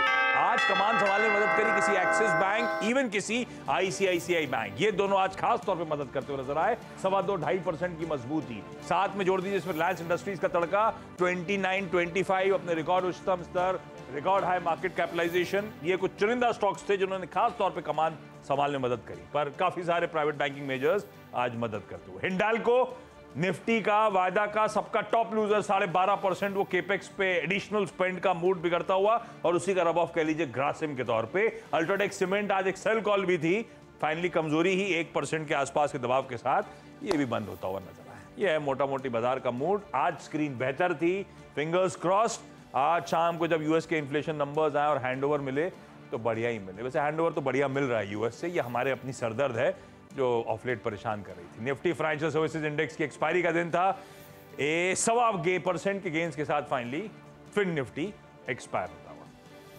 डॉक्टर साहब, सुबह के जो सीधा सौदा के परफॉर्मर्स थे, एक बार उसको देख लिया जाएगा। ये सुबह 7:30 बजे जो स्टॉक्स हाईलाइट कर रहे थे, नीरज वाजपेयी ने पेटीएम को जो अपडेट्स आ रहे थे आरबीआई गवर्नर के, उसके चलते मेंशन करा था। मैक्वायरी की रिपोर्ट थी, 10% दबाव के साथ पेटीएम बंद। जिमार एयरपोर्ट्स को इंक्लूजन एमएससीआई इंडेक्स में, उसका फायदा। All cargo, SJVN, all cargo के खराब नंबर्स और एसजेवीएन कल का लोअर सर्किट वाला काउंटर आज फिर दबाव में रहा। एचईजी, अभी हमने मैनेजमेंट से भी चर्चा करी, नंबर्स कमजोर थे। एचईजी, जीएसके फार्मा दोनों के नंबर्स कमजोर, इसीलिए लाल में मेंशन किए गए थे, वैसे ही हुआ। और कोल इंडिया और मेडी असिस्ट को मेंशन करा था अपने पीयर के आईपीओ के चलते, और कोल इंडिया ने भी बेहतर प्रदर्शन करा था। ये कुछ स्टॉक्स जो आज सुबह हाईलाइट हुए थे, उनके कुछ बेहतर परफॉर्मेंस आपकी स्क्रीन पे। डॉक्टर साहब सॉरी, आप कुछ कह रहे हो? वो ये कह रहे हैं कि मार्केट हो गया है बंद और फाइनल क्लोज का जो एडजस्टेड फिगर है 21,743 के आसपास, तो एक डिसेंट क्लोज आज की मार्केट ने दिखाई है 127.2 पर, और लकीली वो मोमेंटम बरकरार रहा और 45,502 पर निफ्टी बैंक जाकर टिका है। तो ऑल्स वेल दैट एंड्स वेल, और ये मंगलवार वाकई मंगलमय रहा है। एक अच्छा पुल बैक देखने को मिला across the board, mid caps ने भी पार्टिसिपेट किया। इसी के साथ आशीष और मुझे दीजिए इजाज़त, लेकिन कल सुबह सवेरे आपसे मुलाकात होगी हम सब की, लेकर आएंगे मॉर्निंग कॉल, लेकिन खबरों का सिलसिला जारी रहेगा, तो आप बने रहिए CNBC आवाज़ के साथ।